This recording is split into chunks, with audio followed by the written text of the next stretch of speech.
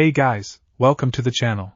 As you see in the thumbnail, what if Issei go to adventure with older women's and harem with all part 1. Before I start, please do support for more awesome content, and subscribe my channel and like this video. Go support and follow the DanzyDanz for writing that awesome fanfic, and also make sure to comment on this story.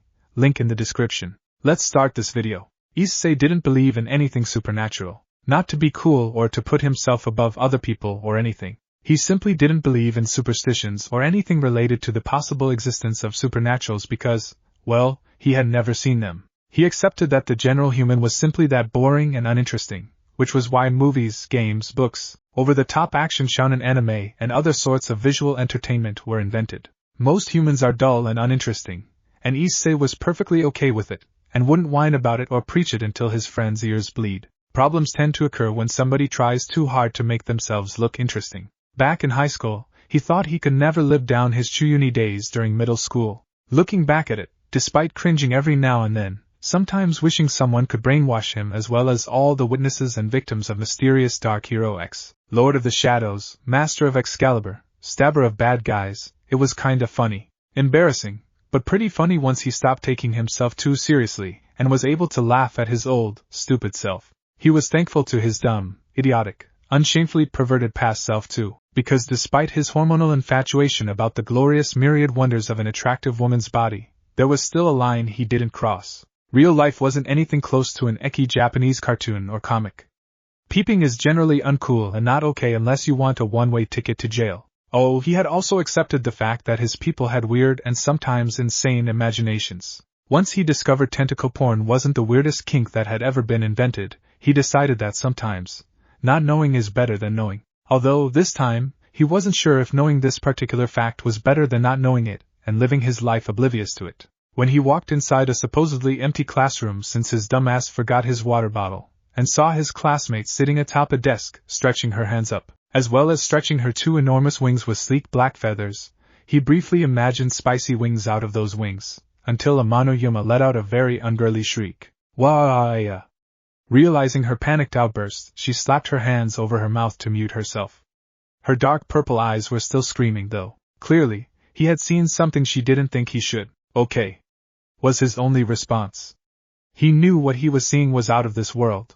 It wasn't cosplay because how the hell did she hide those giant wings and manage to sneak them into the university without getting weird looks? More to that, her wings flinched and flapped lightly afterwards. Issei, as a rational young man, rationally knew for an instant that this was the most blatant proof of their existence. This really just happened. Issei closed the door behind him. It was a see-through glass door, so it didn't matter much. You didn't see that? Yuma retracted her wings that were twice her size straight inside her back. How does it work? He had no idea. I can explain, Issei blinked. Yuma's anxiety was apparent. He felt that he should be more surprised and shocked. Maybe appalled. But to be honest, it didn't feel much different than discovering Matsuda's fetish of very long socks. His reaction was unbelievably underwhelming for something that other people might find to be overwhelming. Perhaps it should be overwhelming him, but hey, who decides what should be perceived as overwhelming or not? Yuma approached him. Did you see that? Issei gave her a face that aptly stated, are you kidding me? No. I'm legally blind. You saw? Yuma wailed in despair, shoulders slumped and with the same expression she had when she found out her favorite pudding was sold out. I knew it, I knew someday this kind of thing could happen, but why, I'm such an idiot. Dude, chill, because that advice worked wonders. As expected, Yuma exploded. What do you mean chill? You saw what I am. What are you then? I'm a fallen angel. God damn it, now you know what I am. Issei made a face. Alright, no need to murder my eardrums. Eha. As the anger subsided and despair resettled, Yuma sank to her knees and buried her face in her thighs. It's over, my life's ruined. All my carefulness, my effort, all for nothing because I just had to stretch my wings. Her words made him think up a few possibilities. He had watched and read too much anime and manga to not to. One of them involved him being murdered because he found out her secrets, and that was a scenario he would very much avoid. Thank you very much. So what now? Issei asked, with the tone of someone who was really unsure what would happen next. You gonna kill me or something? What? Yuma snapped her frowning face right at him, still on the floor. No. Why would I do that, you know? Erasing the evidence and stuff. Yuma was even more ridiculed that Issei would think that way. You know, that's morbid. I don't want to hurt anyone. Not even you, but you just did. What? Oh right. Sorry. I didn't mean it that way, Yuma realized. But since you say that, did you mean will you die for me? Issei smiled genuinely. No, thought so. Yuma's frown fell into a line as flat as his tone as she copied his deadpan expression, unaware she was no longer as frantic thanks to Issei's expressive replies and attitude. It didn't completely stop her sniffling whine, however. HNNG, know what now? I'm gonna have to drop out. Wait, I might even have to leave the country. But how am I gonna get the money? This is so annoying. Why did you come back here anyway? Issei pointed at his table, located at the far end of the classroom. A lone, blue water bottle rested atop the otherwise empty wooden surface, sitting there innocently. Oh god damn it. You mean my secret is exposed because of a water bottle? Because I forgot the water bottle, but don't you start blaming me, boy. I'm not. I know it's my fault, but HNNNNNGGHH. Yuma screamed into her hands, effectively muffling it, and making her sound like a dying frog. Well, Issei sat on top of one of the nearby empty desks because there were no lecturers to yell at him. Don't mean to downplay your panic, or anything, but what's wrong with keeping this a secret? It's not like I'm gonna tell it to anyone else. Yuma looked up at him. Huh, yeah. Can't tell it to anyone when you don't have friends. Yuma kept her silent stare at him, this time more judgmental. They had been in the same classes for 3 months. She would be idiotic to think Issei had no friends. I'm not telling anyone, is what I meant. Hope began to gleam in her eyes. You mean you're willing to keep it a secret for me? It's all about you, isn't it? That hope was gone like the wind. For S sake, Hayato, you were looking at me weird. Issei defended. Sides. Anyone would have done the same anyway.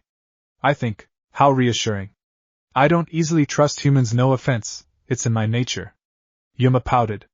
She got up to stand before him. I will swear it. Or promise it. Anything so I can trust you easier. Sure. What kind of promises you want? Pinky promise? Cross my heart and hope to die. Swear on me, Mum. In the name of the Holy Bible? Maybe over the Quran, because people totally keep their words after making weird gestures. At that point, Yuma was more annoyed at Issei rather than grateful or panicking. You never know when to stop being a sarcastic little shit, do you? Issei shrugged his hands. Hey man. That's how I cope with stuff and shit. Self-defense mechanism and all that.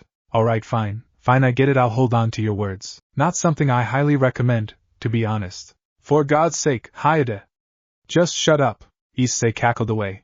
He didn't tease people because he was an attention whore. He teased people for their reactions, no matter who they are, with different kinds of intensity because he'd rather not be a total, and was aware different people had different levels of tolerance. And as someone who had been acquainted but more than acquaintance but not really friends with Yuma Amano, Issei knew she could tolerate his satire. Nonetheless, his life changed since that day. It wasn't a monumental life-changing moment, despite what you might think. Although this discovery certainly had an impact towards his life, to say his world turned upside down would be a grave exaggeration and a common cheap cliché to induce an element of excitement and curiosity into a story. So let's just say his world turned slightly to the right since his discovery of the supernaturals. Break. Once upon a time, on a rainy Friday evening, Issei wasn't wet because he listened to the weather forecast and brought an umbrella.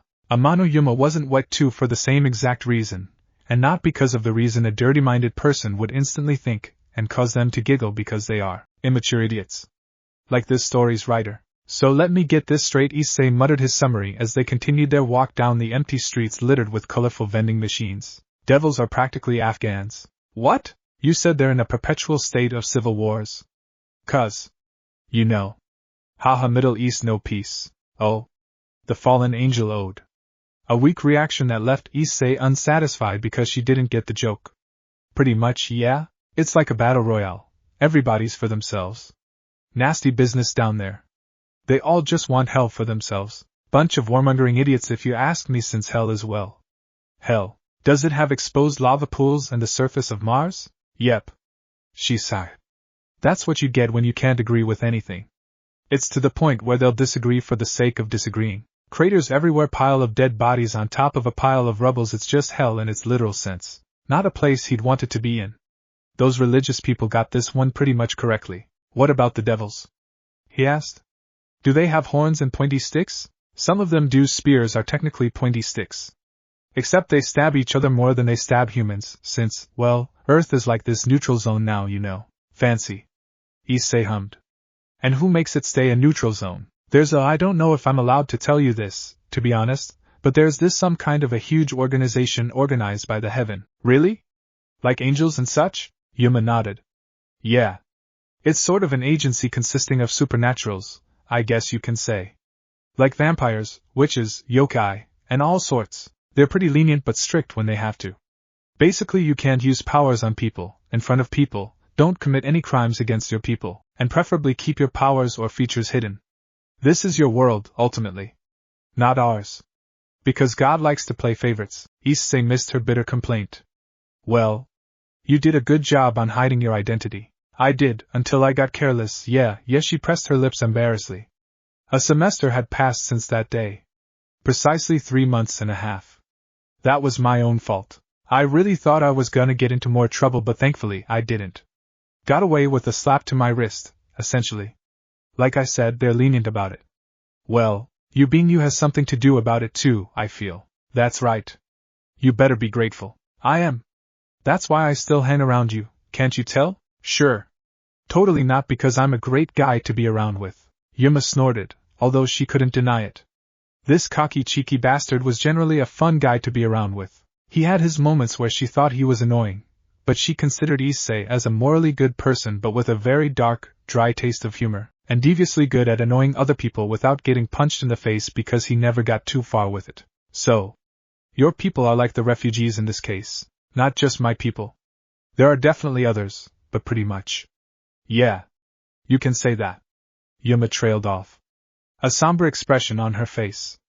I used to be a part of it, you know, the war. Defending my homeland and things like that. They attack anyone indiscriminately. They're just barbaric. I actually believe they will invade this world if one side ever wins, so I guess it's better for them to bite each other off, but your standards are that low, huh? Yeah, exactly. But did you die? Yuma pouted at him. Half-lidded eyes that conveyed her exasperation. It was an expression he often received from her, since they started hanging out occasionally, even when they were with their circle of friends. But this time it was different. Instead of responding with something sassy or tongue-in-cheek witticisms, she looked down on the wet pavement, and held a long sigh. No. But I wish I did. Huh. This took a dark turn. Issei thought. He then reminded himself that the easygoing Yuma had her own soft spot. He never liked having an awkward air, and so he tried his best to think of any words that could kick this unwanted air away. He took a deep breath. Let his mind think, and spoke to her. Well, I'm glad you're not dead, for what it's worth. It caused Yuma to stop dead in her tracks, turned to him, and with the downpour continued to pour, she gazed upon his eyes for a moment, before flitting a smile. It's all about you, isn't it? Obviously. Issei joked as they walked again. We all know you survived wars, crossed worlds, lived on your own, all to meet me and provide companionship on this rainy day. That's just straight facts. Yuma giggled. Shut up. I'm sorry to hear that though. He added. If you ever need a shoulder to cry on, then please prepare at least 100 yen. Tips are accepted. I accept KFC too. She shook her head in amusement. You are such a... Why am I even friends with you? No one else would.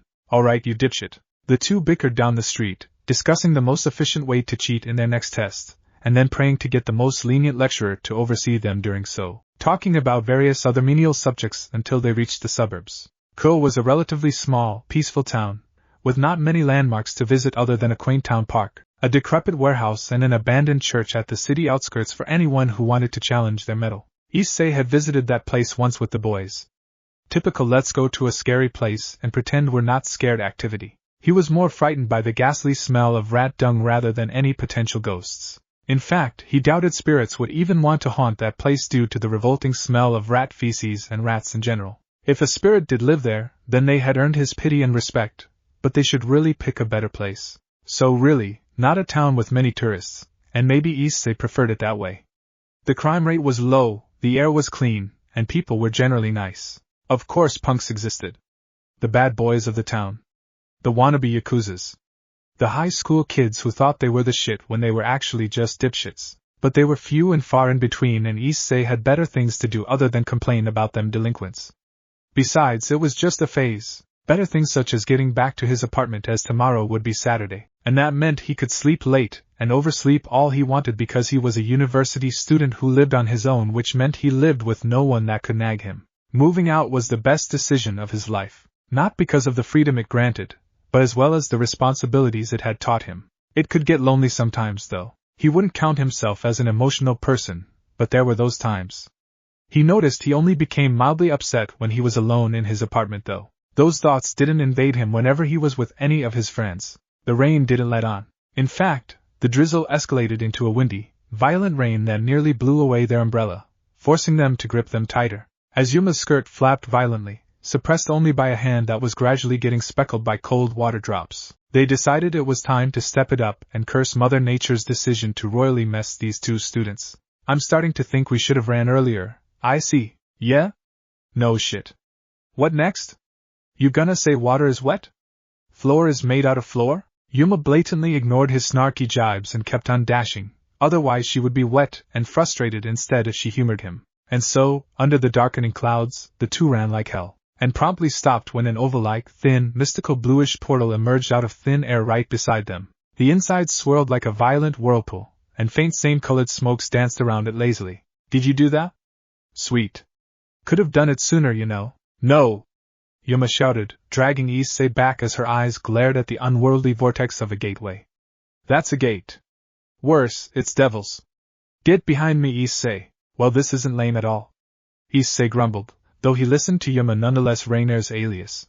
She readied herself into some kind of a fighting stance. He could see magical pinkish lights gathering by her hand, finding it pretty cool and wished he had those kinds of flashy things. Being normal humans with no power whatsoever was considerably lame. He was momentarily distracted by Rainer's now visible purple brassiere thanks to her severely wet baby pink blouse. He should offer her his gray sweater, although it was equally drenched, and would likely be more uncomfortable for her to wear on top of her already soaked clothes. A woman stepped out from the gate, and the gate disappeared almost instantly. Heavy rain immediately assaulted her, dampening her strewn silver hair, her ivory skin, and her blue-white dress. Her torn outfits that Issei could only guess as a Western-made dress, and her impressively sized made Issei pause to admire it before being wary again. Her stomach was exposed, riddled with unpleasant red welts. Hints of red trailed down her thighs, exposed due to the severely damaged state of her skirt. Issei wondered if hell bears existed, and if she had just been mauled by one. Wordlessly, the devil's grayish eyes gazed into Rainer's. Stay back. Rainer warned, aiming her hand coated in unholy power towards the uninvited presence. This is a neutral zone. I won't attack you if you don't try anything funny. The devil didn't stay back, nor did she heed Rainer's warning. She sank to her knees, toppled into the soaked ground, and bled in unnerving silence, accompanied by the rhythmic padding of the rain. Gradually, Rainer lowered her hand to her side, and exchanged a silent, half-confused, half-awkward glance with Issei. Dude, that was dramatic as. Issei commented. What should we do? Rainer muttered softly, now beginning to be apprehensive under the pressure. The last bit of my good conscience says we can't just leave her here, take her to hospital? In this kind of weather? Well, it's not like any of us is dying or anything. He pointed, mildly annoyed. And no, I don't think it's a good idea still. What if she freaks out when she wakes up? Issei blankly stared at the unmoving devil before them, genuinely conflicted. This really do be happening right now. At any rate, it's cold as hell, I see. My place is the nearest. Let's bring her there first. Alright, help me lift her up. Issei said as he folded his umbrella, placing it to the side of the streets, effectively giving away his last bastion of defense against the elements other than his damp sweater. He crouched beside the devil as Rainer folded her umbrella as well. She grunted as she struggled to lift the unknown supernatural onto his back. Fallen angels and devils could cast magics and other flashy spectacles, but physically, they weren't much different to humans. Most of them, at least. Afterwards, Rainer picked up Issei's umbrella and hers.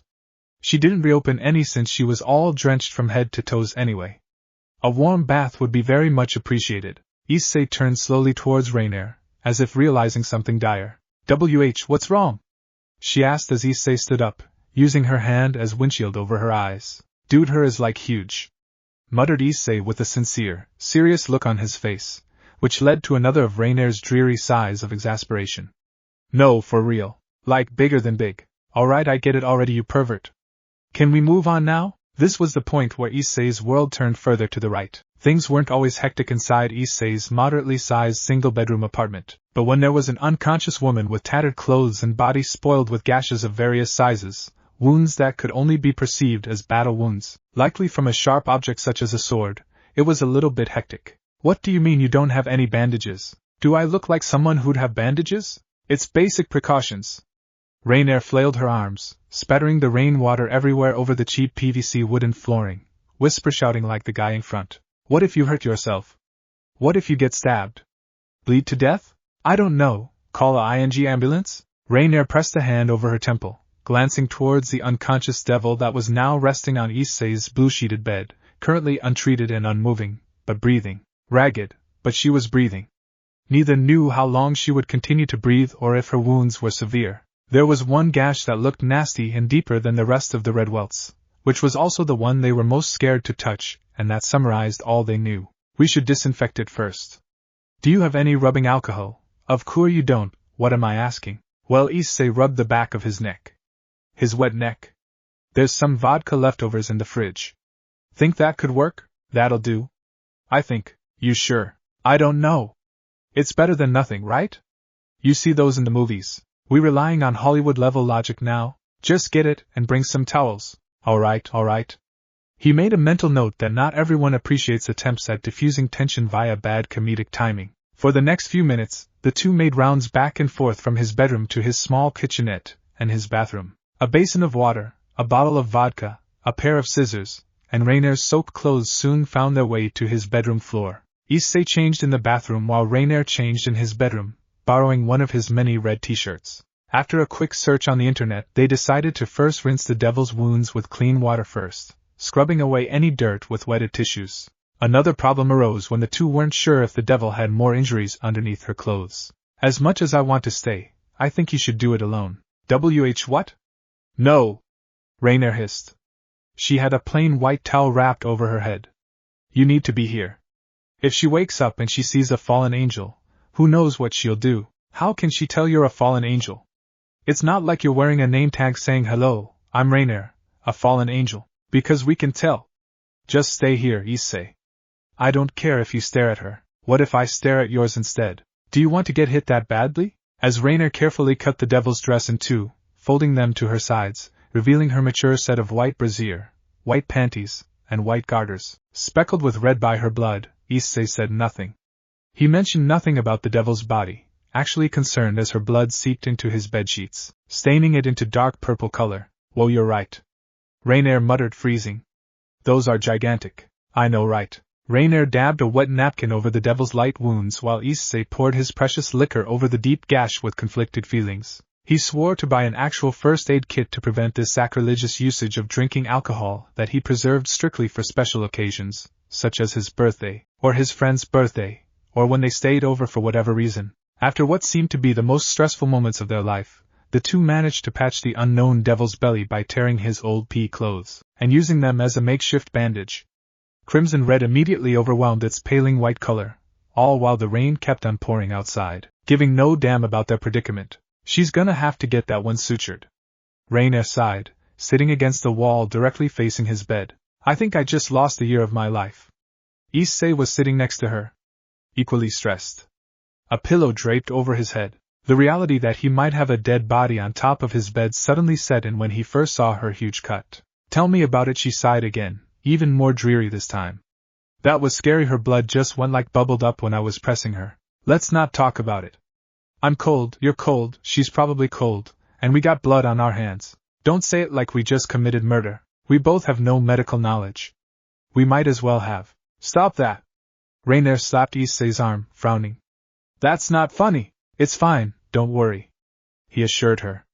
There's a shovel downstairs in the custodian closet, and I know there's a huge black trash bag too in there somewhere. I know this secluded place in the park where no one really ever visits in. Rainier cracked a smile, but hit his shoulder again nonetheless. You better stop right there. Look, all I'm saying right now is, in the off chance that things go south, I got your back. I'm your accomplice now, we're in this shit together. We could be the Japanese version of Bonnie and Clyde. Her smile fell. I'm pretty sure they die at the end. That's the American version. They like to make shit adaptations of our 2D shows, you know, Death Note live action and the Netflix one, Dragon Ball, and pretty sure there's more. We can go off-road with this. Besides, she's a devil and no one knows about her. We could rob some mini-market and shit. I see, I'm starting to think you're not joking anymore, said Rainier with growing concern. Why are you so ready for a life of a fugitive? You've watched too many movies. Yes, and that's why I'm the most knowledgeable about making up unrealistic scenarios where I'd probably end up dead within the first week. Sorta like those weebs wanting to be ice guide, you know. You're one of them. True, but that's not what's important here. Rainier sighed exasperatedly and decided to burrow her face into her legs. Just shut up. I'm cold and tired. Especially tired of your shit. Issei loosened up his shoulders. His head felt light and he could sense a fever coming. Super. Thought you'd have more experience than me handling this kind of thing, honestly. Well, I did fight, but I never had to treat anybody. Rainier whispered, staring at the gray curtains covering the windows. Never killed anyone either, if you're wondering. He thought for a while. Could you? She thought longer. I don't know. Maybe. Yeah, I think I never had to, but if I had to, I would. Issei hud. Rainier seemed open about it so far. He was curious, naturally, of how things were down there. He had never seen conflict in his entire life. Being a part of it, and watching it from the news are two vastly different experiences. You have any idea who she is and why she dresses like a maid? Never saw her or heard about her. Couldn't have been anyone that important, I don't think. Likely has to do with her maid outfit. Rainier replied. They're an aristocratic bunch of snobs who enslave their defeated enemies to really rub it in, so it's likely she's one that escaped. Maybe the house she served fell just recently. Who knows? Can't say I really care. Funny you, I don't care. After wasting an expensive liquor to take care of her. She blushed a bit. Well, I mean this is the neutral ground and all. I wouldn't have helped her if I knew who she is. She is a devil, but I don't know. Rainier sighed. I don't know, I see. I wasn't thinking this far back then. Well, I think you did the right thing. Easy for me to say though. Yeah. Rainier huffed, clinging to her oversized black sweatpants. Issei's sweatpants. Easy for you to say. You humans have it good. Pretty sure we bitch a lot. Fight a lot. Putting blame on others is like our go-to response, and some even think the earth is flat. I won't be surprised if some people start blaming a cell reception tower if a virus outbreak ever happens. That doesn't even make sense. Yeah, well, that's my point. Not everyone has common sense. Rainier pondered over it a little. It's not that bad. I'd still pick this place in a heartbeat over hell. Well, since hell is literally hell, I mean, who would pick it? Yeah, no shit, Issei. Chuckling briefly, the conversation died down, drowned by the sound of the rain. Cool air wrapped around him like a sheet of cold blanket. If somebody switched off the lights in his room, he would have dozed off in no time. This was his ideal napping weather. Granted, he had never taken a nap when there was an unconscious girl in his bedroom. Or had an unconscious girl in his bedroom, on top of his bed. I don't think she's waking up anytime soon. He muttered, eyeing the unidentified lady. Rainier still kept her eyes closed. You should take a shower. Or a bath. I has hot water. Her eyes perked open. The first good news of the day. Seriously? My place doesn't even have one. You got scammed, basically. She wrinkled her nose. How much is the rent for this place? 40-something thousand. 50 with utilities. What? That's 10,000 cheaper than mine. I should have checked this place first. Way smaller than yours, though. Indeed. Issei only needed less than 10 steps to walk from his bedroom, through the small kitchenette, and to his front door. There was no living room, no TV, and the only furniture he had other than the bed and a drawer for his clothes was a studying desk for his laptop and books. Yeah, but yours gets warm water. He shrugged. He only used the gas heater when the air was cold, or he had a cold to cut some expense. Don't go crazy with it. The bathroom's to the left. Come find me if you're lost. Ha ha. Rainier laughed with the dryness of the Saharan desert. You ever had a girl in your room before, Issei? Yes. Me or Kates or Murayama don't count. Not them. He replied flatly. That was a surprise. Really? When's that? Today, Rainier should have figured. Before today, you dingus? Nope. Never had one. Issei said. No shame whatsoever, as he wasn't that much interested in the idea of dating someone for the sake of dating, and he felt comfortable enough with being single anyway. I think it's the girls. They're conspiring against me. Screw them anyway. I don't want to get the cooties. Sure. Why'd you ask? Are you interested in my non-existent life? Rainier snorted. No. It's just you're chill all things considered. I visited Motohama's with K-Taste the other day to study when you and Matsu didn't come even though you both said you would. Look! We both like football. Friendship is important, and so are studies, but sometimes, I just want to catch balls. Not the first time she heard that innuendo. She wasn't proud of it. Anyway. He tried to play it cool, the nerd, Rainer grinned, but it's so easy to tell he was freaking out. He even started to tidy his room. Which reminds me, yours is pretty tidy for a dude living alone. Contrary to popular belief, he kept his room neat and tidy. Not because he wasn't a lazy piece of shit, but because he only wanted to be a lazy piece of shit when his room was clean and free of visible mounds of used clothing. It made him feel better about himself, Just in case my mom decided to make a surprise visit. Wouldn't have to hear her nag about the state of my room then. True. How considerate. Rainer smiled sarcastically. I didn't expect this, to be honest. You being neat and you having a cool head with, everything. I honestly thought you're going to get all awkward. Issei smugly smiled as he spread his hands in an extravagant gesture. What can I say? I'm a natural among the ladies. You can say it's my natural habitat to be surrounded by them. Disturbingly gross how you can say that kind of stuff with a smug face. I'm the one getting the shivers here, Rainer replied, albeit cracking a snicker and a tiny burst of giggle. Well, I won't take long. If she happens to wake up, let me know, alright. Can I take it as a permission for me to barge in? If you want to accidentally get a lightning bolt in your ass, sure. Some kinky shit you're into. Rainer felt like every time she talked to him, she must lose a portion of her sanity, and a few brain cells. Afraid she might start to grow extra chromosomes as well, she fled the scene with a poignant, just shut up and watch her, I see. Scream if you need me. I'll go eek. As loud as I can, you'll think I'm a 5-year-old preschooler with pigtails. It was so naive and youthfully hopeful of them to think this unknown devil would conveniently wake up an hour after she fainted from what appeared to be severe exhaustion and/or internal injuries. Their realization arrived when their stomachs started to growl and the sun had started to set. At that point, they both agreed it was best to set up camp in his place. So they did. Rainer got back to her place, took her clothes, and bought a set of first aid kit including a bandage. The day might be over, but their night had just begun. Break, your pillow smells so boyish. It'd be weird if it smells girly. Well, alright, that's true. With 2 extra futons laid out inside his bedroom, right next to his occupied bed, Rainer truly felt the crampedness of Issei's room and rethought if she truly regretted choosing her apartment. Presently lying down at her designated sleeping spot, Rainer idly watched Issei as he prepared their dinner in his small kitchenette. Can you cook something else other than instant noodles? She tried her best to not sound too disheartened, but she felt like she did a bad job at it. Of course. Her eyes lit up. Oh, I can fry nuggets. Issei replied as he stirred the boiling pot of flimsy wet noodles. Boil water, fry eggs. Poached eggs. Alright. I got it. It was yet another occurrence of having her hopes and dreams of an ideal man shattered, as Issei was not preparing anything fancier than 2 bowls of instant noodles. Rainer let her disappointment heard through a groaning sigh. Are there boys who can cook? Anyone can cook. I know, I've watched Ratatouille. Every novel I read always has a male main interest who can cook. Like, why write a book that's completely misleading about adulthood? Because everyone has got their fantasies they want to live inside their head, and in fanfictions too. It's like they think their character instantly got 10 times cooler if he could cook. Fanfictions. Issei paused. You read fanfictions? Yeah.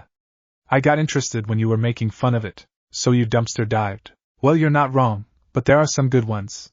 Like, legitimately good one.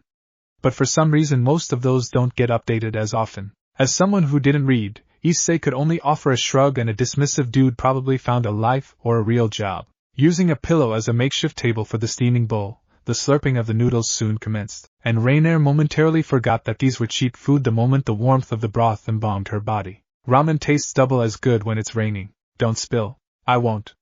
What am I, a child? I can eat without a table just fine, said Rainer, as she then proceeded to spill some of the hot soup over her fingers and over Issei's blue now slightly wet pillow. Not a minute later, her punishment was to wash the dishes. There's something that's just right seeing a girl doing the dishes. Fully aware Issei was only messing about and obviously trying to tick her off like the asshole he was, her glare was like daggers nonetheless. I can throw this ceramic bowl at you right now and I won't feel the slightest tinge of guilt. Then you'll have 2 bodies to bury alone. Rainer ignored that little tidbit and reeled back towards the situation at hand. that there was still an unconscious devil they had to keep their eyes on for potentially the next few days. They spent an hour watching the Rat Chef movie on his laptop afterwards, spending a good portion of it grumbling at the chefs and then growling at the sight of animated dishes, causing the two to agree to order a pizza to quench their sudden desire for real food. Now inside a bedroom scented with crisp baked pizza crust, golden melted cheese, and the trademark scent of oregano found in many of this saucer-shaped university students' delicacy. "I'm gonna get so fat if I'm living with you, I swear to God," mumbled Rainier, savoring the taste of each bite. "Who says you aren't? Hey!" Her knife-like glare turned into one of surprise when they heard a faint groan, followed by the rustling of a bed. Rainier stood up for whatever reason. Issei still sat on the futon because he could see the devil easily anyway. "Hey you! You're finally awake. You were trying to cross the border, right?" As his friend, she knew Issei would say something that only made sense inside his own head, such as pop culture references only he knew of. This was one of those moments. "What?" "Nothing. Either way," Rainier muttered, returning her attention back at the devil. Her voice sounded lower, sterner and strict as if she was trying to make herself look tougher, although the red splotches of sauce on the edge of her lips kind of ruined it. "Who are you and why are you here? I mean, didn't we carry her here?" "Wait, yes. We did carry her here." Rainier rolled her eyes. "Would you just be quiet?" The devil tried to lift herself to a sitting position, but failed and winced in pain. She resorted to looking towards the two, peering at them through one eye. She made an effort to push her words through her parched throat. Where am I? You're a prophesied hero brought unto this world by the Imperium of man to cleanse." Rainier had to smack Issei in the back of his head this time. "Earth. You opened a gate and brought yourself here before you lost your consciousness, remember? Rather, do you remember anything? Earth?" she repeated, as if uncertain, almost in disbelief. But it seemed she did, in fact, remember, as well as figured out that the girl speaking to her was aware of where she came from, meaning she was not a human being. The boy, on the other hand, she was yet able to determine. "I see. Who are you? How were you able to get through a gate? Did you conjure it yourself or did someone open it for you?" Rainier's prying question was met with silence, and the devil looked away from them, staring at the white ceiling emptily. Issei kept quiet and ate another slice. He figured he should actually shut up for once since this might be more serious than he thought. He might as well enjoy his pizza and try to figure out whatever they were sputtering about. "Like it or not, we're going to need answers." "I'm going to need answers," Rainier pressed, a bit more spitefully this time. She didn't appreciate the silence. "This isn't hell. Rules do exist here, and even if you don't intend to stay, obeying them really is the least you have to do. Not everyone follows it though."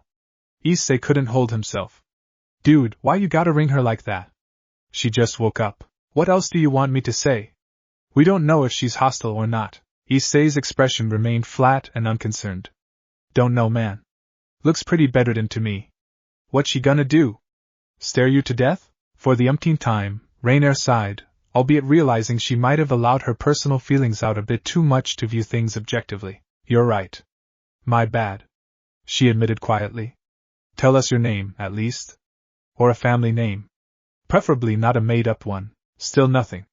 Her expression was too uncertain to be able to determine anything from it, but from Issei's perspective, the devil looked empty. Almost inhumane. Well, she was not human to begin with, so that might be a wrong choice of word, but in devil didn't sound right either. Rainier pressed her lips. "How did you get those wounds? Were you in a fight? But you wore a maid outfit, so I doubt you're in the front line, so I'm guessing the house you serve was under attack. Is that right?" The devil remained silent without a subtle change of expression. She even closed her silver eyes again this time to relit Rainier's dimming annoyance. "This isn't going anywhere," she muttered bitterly, pouting. "I'll go get some water." "Good idea. Waterboarding will smoothen things up." "Shut up, Issei. What a convenient excuse." Getting some water when in reality she was just tossing this problem over to him like a hot potato, except he was not allowed to toss it to someone else. Issei wasn't exactly sure what to say either, in all honesty. He was known to say stupid shit that was sometimes funny and rely on his friends to make new friends for him since he wasn't that great at starting a conversation with a human, much less so a creature of hell. Worse, a girl. First, because he had no idea what hell was other than it was a shithole based on Rainier's tales. Secondly, because he was either a fallen angel, or a devil, or a supernatural for that matter. And thirdly, because he found it hard to take this seriously when he had a slice of pizza in his hand. So he decided to finish it first. "You must be hungry," he said before taking a good bite, leaving only a pathetic piece of crust on his golden-dusted hand. I'd be hungry. Probably. Would you like some? Same response, which was no response other than a brief glance. Well, suit yourself. I'll leave some still just in case you changed your mind. Or in case he was hungry for a midnight snack. Some people might find the situation awkward or difficult, borderline uncomfortable, but not Issei, who proceeded to say anything that visited his mind as he devoured his third slice. Well, anyway, I heard from her you guys got this bilingual thing going on for you people. She told me she heard things in English instead of Japanese, but I heard things in Japanese when she's talking to me. How does that work? No idea either, huh? Said Issei as he wiped the crumbs off his hands with a tissue. Oh. If you're wondering, you're in my place. Not exactly a palace, but it keeps the rain away. That's also my bed you're resting at. I charge by the hour, mind you. At that, the devil made a visible attempt to move her body, which nearly caused Issei to panic. Wait, I was just kidding. She rested again. I charge per day. She tried to get up again. No, I really was joking. It's not funny, I know. The maid, using a bit too much effort than she would like, stared at him with a questioning look. The first time her expression shifted from one of apathy. He felt sort of like being judged here. Not all humans are like me, I swear. I'm just weird. I see. Well, he got her to respond, even if she sounded a little bit uncertain. She sounded as if she was scrutinizing him to determine the peculiarities of all humankind. Whatever it was another score for him in his imaginary leaderboard against Rainer. Scratching his cleanly shaven chin, he tried letting his stubbles grow, but regrettably, a beard did not suit him at all, as it made him look like he didn't shower for a week and looked homeless. Issei opted to press his advantage. If there was ever any advantage. I heard stuff from her. He motioned towards the now closed door. Heard it was bad over there. Like, royally bad. Wars and wars. She was part of it too for a bit. Probably why she was all uppity and gung-ho like that. He received silence as a response, and the devil rested her eyes again. Welp. You blew it, was his relatively carefree thought until she spoke to him a rasped sentence. My clothes where? Oh, your maid outfit was in shambles. I'm not a professional tailor, but I don't think it's salvageable. Rainer took them off, obviously. Tore it completely, rather, with scissors and precision, since she didn't want to risk accidentally grazing the cloth against her wounds. I see. Issei had an inkling he might have to hear I see a bit more than a little bit more. Then Rainer re-entered the room with a clear glass of water. Took you long enough. Did you get lost? I had to make a call. Had to keep in touch with those supervisors about her. She replied as she set the water at Issei's bedside table, which hardly counted as a table since it was just a cheap plastic chair without a backrest. Apparently, you're not the only one that got out of there today. There's more? It happens regularly. Like once in a month, there'd be 1 or 2 devils or fallens that got lucky, but to have more than one in the same day is rare enough, let alone multitudes of it. Those dulled silver eyes finally shed some light. Who else? Rainer shook her head. I don't know. All I know is there's been an influx of similar reports not long after you got here. How much exactly, I've no idea. Maybe you can help us understand just what exactly happened in that damn place? Both Issei and Rainer stared at her expectantly, waiting, hoping, and let down by their own expectations, as the devil didn't seem to be in a talkative mood. No one blamed her, really. What about a name, for a start? Getting to sleep on my bed in exchange for that. Rainer looked more appalled than the devil did. You can't just ask that. That's practically holding her at ransom. This time, Issei ignored Rainer. The devil seemed to possess a degree of responsibility. She did try to get herself up when he was joking about setting a rent for her. Call him vile, but according to tradition, he was the least evil species compared to the 2 others in this room. Traditions aren't always right, of course. You can't get a better bargain than this. An amateur medical treatment with questionable qualities, a glass of water, a warm cozy bed that doesn't smell that bad, and the companionship of an exceptional man and me. You're Unria. Who you calling a man, you twit? Graia. The devil crooned weakly. Issei didn't expect his blackmail to work, in all honesty, either did Rainer, as she exchanged a glance of unspoken surprise with him. Graia, yeah, that sounds devil-y. Well? You've heard of her? Can't say I do, no. Rainer shrugged her shoulders. What's your house name? Are you part of the pillars or served any of them? It doesn't matter. It might if you're from a certain house. Rainer replied with a tinge of venom in her words. I don't mean to threaten you, but, to which Issei called bullshit. Sounds like a threat to me. Hell, I felt threatened. Alright, fine. I did threaten her. She sighed as she massaged her temples. Ugh, what am I doing? You might just be a house servant for all I know. Look, I just want to help whether you believe me or not. I was a refugee just a year ago. Still am, but I do understand how it is. Tomorrow, Graia croaked. I'll explain tomorrow. Fair, Issei said without waiting for Rainer's decision. Can she drink water now, please? Sure she can. It's right next to her. I don't think she can move much, like you know that. Look at her. Issei gestured at the bedridden devil. Mayu, a crippled ant can run faster than her. You're a horrible person. And stop calling me that. Yes, I am, and no, I will not. Now lend her a hand. Why's it gotta be me? What's wrong with yours? Issei comically inched away from Graia, leaving the devil confused. I'll get the cooties, was his reason, although he simply didn't want to smear the devil with pizza crusts. Grow up, you're such a virgin. Hey, screw you, Issei retorted. It's my prized possession. Yeah. One that nobody wants. Shit, that was a good one. Although grinning, Rainer shook her head as she picked up the glass of water, sitting on the cheap bedside table to help the devil sit up properly. Here. If you think you might trouble sleeping, I bought some benzodiazepines. Could make you tea too if you want. A quiet but thankful huff escaped her now no longer dry lips. Thanks, this is enough. You sure?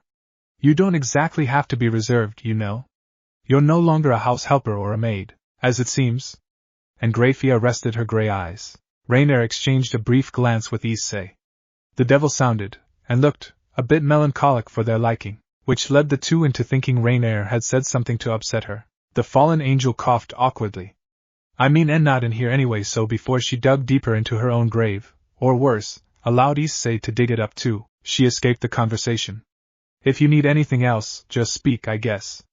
We'll be sleeping next to you. I'm down for that. Quiet, you freak. And after kicking a pillow right into Issei's dumb wise guy face, Rainer's night proceeded as peacefully as she would have expected. Break. Surprisingly, everything went by peacefully despite having set her standards as low as possible when she agreed to spend a night at his place. The room was cool, and coupled with the mind-calming effect of the soft pouring rain, Rainer had no trouble sleeping. Issei, on the other hand, had a rather distressing trouble, in that Rainer's hand kept groping his. He felt violated, filthy, used, and dirty. But worse of it all, sleepless. Raina was cute, but her sleeping posture resembled a cretin from a Japanese horror movie combined with the result of an unfortunate yoga accident. Girls be why when sleep, they said. Exposed belly and cleavage, they said. They never mentioned anything about getting his face mushed by hands. Another reminder that real life wasn't always as sweet like a rom-com manga. She had not only abandoned her kotatsu, she had invaded his and drove him out of it as though she was reenacting the famous German maneuver towards Poland in World War II. Issei did daydream and wondered how it'd feel to be sleeping next to a girl, but this bitter reality was like a kick to the crotch. If he had a rope, he would have tied her hands and feet. Better her than him. Or whatever remained of his dignity. But alas, he hoisted the white flag and surrendered his place peacefully. Tomorrow was Saturday, after all, and he supposed it was a bit early for him to sleep anyway. Yes, it might be 1 in the morning, but Issei rarely ever slept before 3 in the morning unless he had morning classes. Not because sleeping late at night is cool, he was no longer 9-, and not because he was haunted by embarrassing memories of his past, although those do visit from time to time like an unwanted family relative you prefer to not meet, but because he would spend his early morning watching stupid videos in the internet, or the unexpectedly mesmerizing stuff such as what if Earth is actually flat that made him descend further into the rabbit hole, or he was wanking. But as either option was viable at the moment, he resorted to simply take a walk outside. He wasn't sleepy, thanks to Rainer, and he felt that a breeze of the spring rain might make him drowsy enough so that he could sleep while being physically abused by the fallen angel. If all else fails, he might consider using the bandages to tie her limbs. And so, the brave young man in his red t-shirt and white shorts ventured into the unforgiving outside world. The cold touch of the breeze swept his skin, but Issei shivered not, for he was quite fond of cold weather. It was a common belief in Japanese manga that idiots never catch cold, and that superstition might be true for this particular boy. He leaned against the steel railing, the roof of the apartment building sheltering him from the cold water, and he gazed as far as his eyes could see. Turns out, it was hard to see a damn thing when everything was covered in fog. It was hard enough to pinpoint the glow of the streetlight which was located not far from him, let alone anything beyond it. Despite everything, it was rather calming. He always liked rain, unless he was caught in it or needed to be somewhere. In which case, Mother Nature can go herself. But all in all, Issei was fond of rainy or snowy weather. They had that tranquil feeling to them that a clear weather lacked. As he no longer paid attention to what he was seeing, he thought about the devil, and began to miss his bed right after. Then he wondered how it'd feel to be either of those two, a refugee of a certainly messed up war that not even Rainier knew when or how it started. It didn't really matter if compared to how it would end, he imagined. Or if it would end. There were times where he thought humans were boring, or his place was boring and had little to no excitement, but he had learned to be grateful to be living in the boring part of the world. What with all of the wars and crimes he for certain would never be able to change, call him ignorant, but living a normal life didn't sound that bad. But when a loud clanging came from inside his room, that certainly sounded bad. Ditching his think spot, Issei rushed back in. The lights were out as he had left it. The door leading to his room was closed shut as he had left it. His tiny kitchenette had a shadowy figure crouched on the floor, which was not something he had left. He had a mini heart attack, but flicked the light straight away. He saw the said figure was clutching her bandaged waist, surrounded by a frying pan, the scattered remains of a ceramic glass, and some plastic plates. Rainier had torn the top of her maid dress, which effectively turned it into a very long blue skirt, and had left her topless apart from the bandages wrapped around her torso. "Holy hell, dude," was his reflex response as he knelt down and carefully swept the shards to the side. "Are you alright?" It seemed to him she took all the strength in her just to lift her head. There was guilt, but she seemed in pain more than anything. I'm sorry, Wait, don't move yet. One thing at a time, me, is that blood?" "Yup, that's blood." Freaking out just a little bit after noticing the growing red blot of her bandages, Issei stood up and grabbed his tiny dustpan and equally tiny brush. Wincing lightly, Graia feebly watched as he briskly swept the fragmented pieces of his cheap white mug and promptly tossed them into the trash bin afterwards. He then placed the dustbin on the only kitchen counter along with the frying pan and the plastic plates before returning his attention to her again. "Right, so I don't think you should step over here still, so let's go that way, thank you very much. Can you stand?" Though unsure, Graia nodded silently. Issei stepped carefully towards her, just in case, and helped her up by letting her use his shoulder and hand to prop herself up. There was a pained grunt that he didn't exactly like to hear, and he didn't like how her hands trembled, a clear giveaway of her non-existent strength. It didn't take long for her to slump into his completely, unable to support herself as long as she wanted. She hissed as her stomach pressed onto him, causing him to quickly, although gently, push her away from him while still supporting her with his arms on her shoulders. "Geez, hell, were you thinking? You could wake her up if you needed anything, you know," Issei muttered casually so that she wouldn't think she was being chastised for whatever reason. "Unless you did try and she's just too much of a pig." There was a subtle silence before she responded.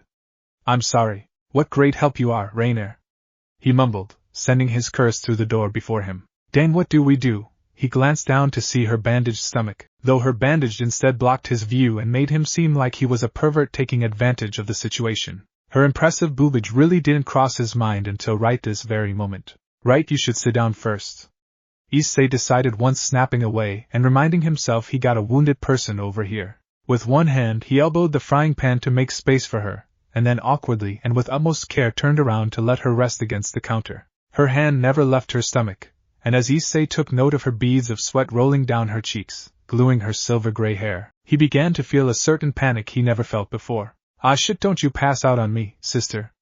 I wasn't taught how to handle this kind of thing in school. Let me get you back to the bed first, and then see what the hell we can do after." "Right. Yeah," he rambled, somewhat calming his nerves down by rambling nonsense. He flicked open the door leading to the dark bedroom, where Rainier peacefully slept violently. "In help you are." The fallen angel crumpled her face when Issei turned on the light, but kept on dreaming away. She breathed. "Apologize for causing trouble. It's fine. Don't think about it." Just Issei thought for a moment as he stared at her stomach, evidently bleeding again. "Shit, how the hell am I going to carry you? I can try to walk." "Yeah, right." He dismissed that suggestion right away. She couldn't even speak a complete sentence without wheezing for breath. "Piggyback? Is it okay? It might hurt your stomach though. It should be fine if only for a short while," she reassured him. Didn't sound so reassuring though. "I'm sorry, don't worry about it." He cut her off as he offered his back. "You know, I think it's better to say thank you than saying sorry repeatedly. Gives off a better vibe, you know." She stared at his shaggy brown hair, not knowing that this boy had long since abandoned those two tufts of hair that stuck out like he was some sort of an anime character, needing a unique hair to differ him from other generic male characters, and had chosen to look like an even more generic university student instead after getting a haircut. I see, Graia whispered, unaware of her small smile that was quick to die once she felt the pang of pain from her abdomen, reminding her of her predicament, as well as all of those she had lost. Thank you. Reeling the front of her skirt so it wouldn't awkwardly get stuck between them, Graia slowly leaned forward, groaning as she settled on his back, and rested for a little while as he lifted her thighs after muttering a brief "pardon me" underneath his breath. The walk was short-lived. Issei let her settle down by herself as he bent his knees by his bed, glaring at Rainier and fighting his urge to poke her side with his toes. The only reason he didn't wake her up was because he felt a little bit useless in the afternoon, since all he did was watch her treat the devil and refilled the bucket of water, essentially being just there for her emotional support while she did all the real work. Okay, so if you know anything I should do first, then let me know, he said. The worst thing he could do next to doing nothing right now was to pretend he knew what he was doing. I'm very reliable, I know, I'm just that great. But I'm also your best bet at the moment. Graia studied him through her hazy gray eyes, and nodded. Some water, please, and the bandages they're too tight, and the dressing needs changing. Watertight dress. All right. As Issei headed to the kitchen, he could tell tonight would be a peculiarly long night. So what were you trying to do back then? Other than not staying in bed like you should? Asked Issei with a semi-annoyed and somewhat concerned tone, meticulously unwrapping the blood-stained bandages before him. It unveiled the equally blood-soaked dressings underneath, lodged over a bleeding wound. It took him a substantial amount of focus to not be distracted too much by the maid's impressive set of white lingerie that was a little bit stained with red splotches. Part of his effort to keep focus was to ask her informal questions, but then he realized that would require her to actually be willing to reply, because she had been sharing nothing but silence. On her side, she couldn't tell him that she was only trying to leave, to sneak away in the middle of the night, and be off on her own way until she realized she should at least clean her own glass, flinching and then tripping on her way to escape. Graia couldn't lie about it either. Part of a household maid code was to never lie to whoever unless it was their own, which was easily counteracted by keeping their voice unheard. Normally, keeping quiet would have worked, even towards the unrelenting nobles who would normally scoff and go on with their snob life. But against someone socially carefree and had nothing to lose, it had done little. You trying to get some water? Issei guessed. You could have just woke her up, you know, he said again, tossing away the red bandages inside a plastic bag with a huge Domino's red and blue logo on it. Though I guess that's pretty hard to do with your predicament. But still, what were you trying to do? Oh, did you need to go to the toilet or something? Was that inappropriate? That was inappropriate, he realized, making a face. But if so, then you really should have woken her up. Step on her or something. Wouldn't want you hurt yourself more, wouldn't we? Oh God, that's a lot of blood. Graia wasn't disturbed by her wounds. She had felt worse. This was nothing. But what disturbed her most was the fact this stranger of a human would be so bothered by her well-being. Why do you care? She asked, accidentally leaking her thoughts out despite her intentions. Because, ma'am, you've been stabbed. Though there was a sting in her words, Issei completely missed it, thanks to him stowing away the red cotton dressings into the same plastic bag. Also, you're pretty. He let the sentence hang for a moment, for the comedic effect that never arrived. Nah, I'm just kidding. Anyone would have done the same. Her experience as a maid led her to believe otherwise. There's no reason for you to care for a stranger. Maybe not, but Issei paused as he dabbed a cloth into a plastic basin filled with water, then onto her skin, cleaning the blood around her gaping wound. You're not exactly a stranger either. I got your name, for a start. That makes us acquaintances more or less. Hell, how did you get stabbed or something? I'm no doctor, but I think you're gonna need some stitching. It's fine. I'll do it myself. Sure you could, I just don't think you should, he replied blithely. Rainier's called someone earlier. A doctor's going to see you tomorrow. Well, today. It was close to 1 in the morning by then. Rainier was still sleeping in bliss, spreading chaos above the futon with her gymnastics movements. It's a devil too, I think. Maybe you could ask them devilly stuff. I see. Graia muttered, thinking who might that be, then flinching as her wound stung all of a sudden. Oops. My bad. I think it's pretty clean now, but I'm not sure. Can you check? So Graia checked his work, but glancing down, she realized she couldn't. I can see. What do you mean you can't see? Oh. I see. Yet another unprecedented drawback caused by having bigger than average assets. One he would not complain about since he was an admirer, not the carrier. Huh. You learn something new every day, I guess. Excuse me then. His eyes traced over her slim waist and stomach, marred only by several bruises and one slit of a cut. The bleeding had stopped somehow, and for now, and hopefully she wouldn't do anything to start it all over again. He'd rather not have his hands all bloody. Thank you very much. Well, it looks passable. What's next? Alcohol? Or dressings? The next couple of minutes were quieter than before. Mainly because Issei put all of his concentration to knot it up. Neither his school or university ever taught him how to wrap bandages or perform basic first aid. Well, it never taught him how to do his taxes or how to live either, so he supposed that was to be expected. He was so focused that he failed to realize his bangs had been tickling her between her whenever he moved his hands around her. After 10 grueling minutes, it was over. Fresh, new bandages were wrapped around her slender waist, with the neatness of what to be expected from an amateur. It could have been done better, but Issei was proud of his work. Not too bad if I get to say, he muttered. Is it too tight? Loose? No. Graia shook her head. It's fine, thank you. Don't mention it. Issei said as he got up from his small stool, picking up the basin along with him and the plastic bag. Before he went outside the room, Graia said quietly. Let me help. Yeah, no. You can help by keeping still. But look, I get you're a house helper or something like that, but you have a hole in your belly. I don't think anyone should be doing any helping at the moment. Issei didn't understand why she had to look so shocked all of a sudden. She looked like she was about to say something, but the words died in her throat, it seemed. She quickly wiped that expression away right after, as if she caught herself doing something she shouldn't. Just hang back and take it easy, he said. No one's gonna be mad at you. Understood. Whatever the case, it sure would be helpful if Rainier could wake up. The cow. Break. She must go back. Duties of the head of the housemaids compelled her just so, and it was understandably expected of her. Coupled with her strong sense of duty, Graia would never shy away from her daily obligations, even if the family she served now was the family who brought ruin to her own. But such was the way of the devils. The strong governs over the weak, and the weak serves with blind faith, or become a lump of meat for the lower demons. Those demons weren't much different than the wild animals of earth, only that they were oftentimes thrice uglier, uncanny, deadlier, and very frequently having more than enough pairs of eyes or limbs. Miscreants of hell raised and cultivated simply to kill, to make up the number in a devil's army, serving as the meat shield to soften up the enemy forces before the main forces advance, as they were more robust than the devils, not to mention expendable. In all honesty, as a housemaid, Graia could see the similarity between her and those lower demons. They both serve devils blindly, after all, but at least the demons think only of themselves. They hunger for meat to sate their insatiable thirst. The devils were simply cunning enough to find ways to profit from their straightforward way of thinking, and she was excellent at it too. She didn't like it, but it was her duty, thus she did just so.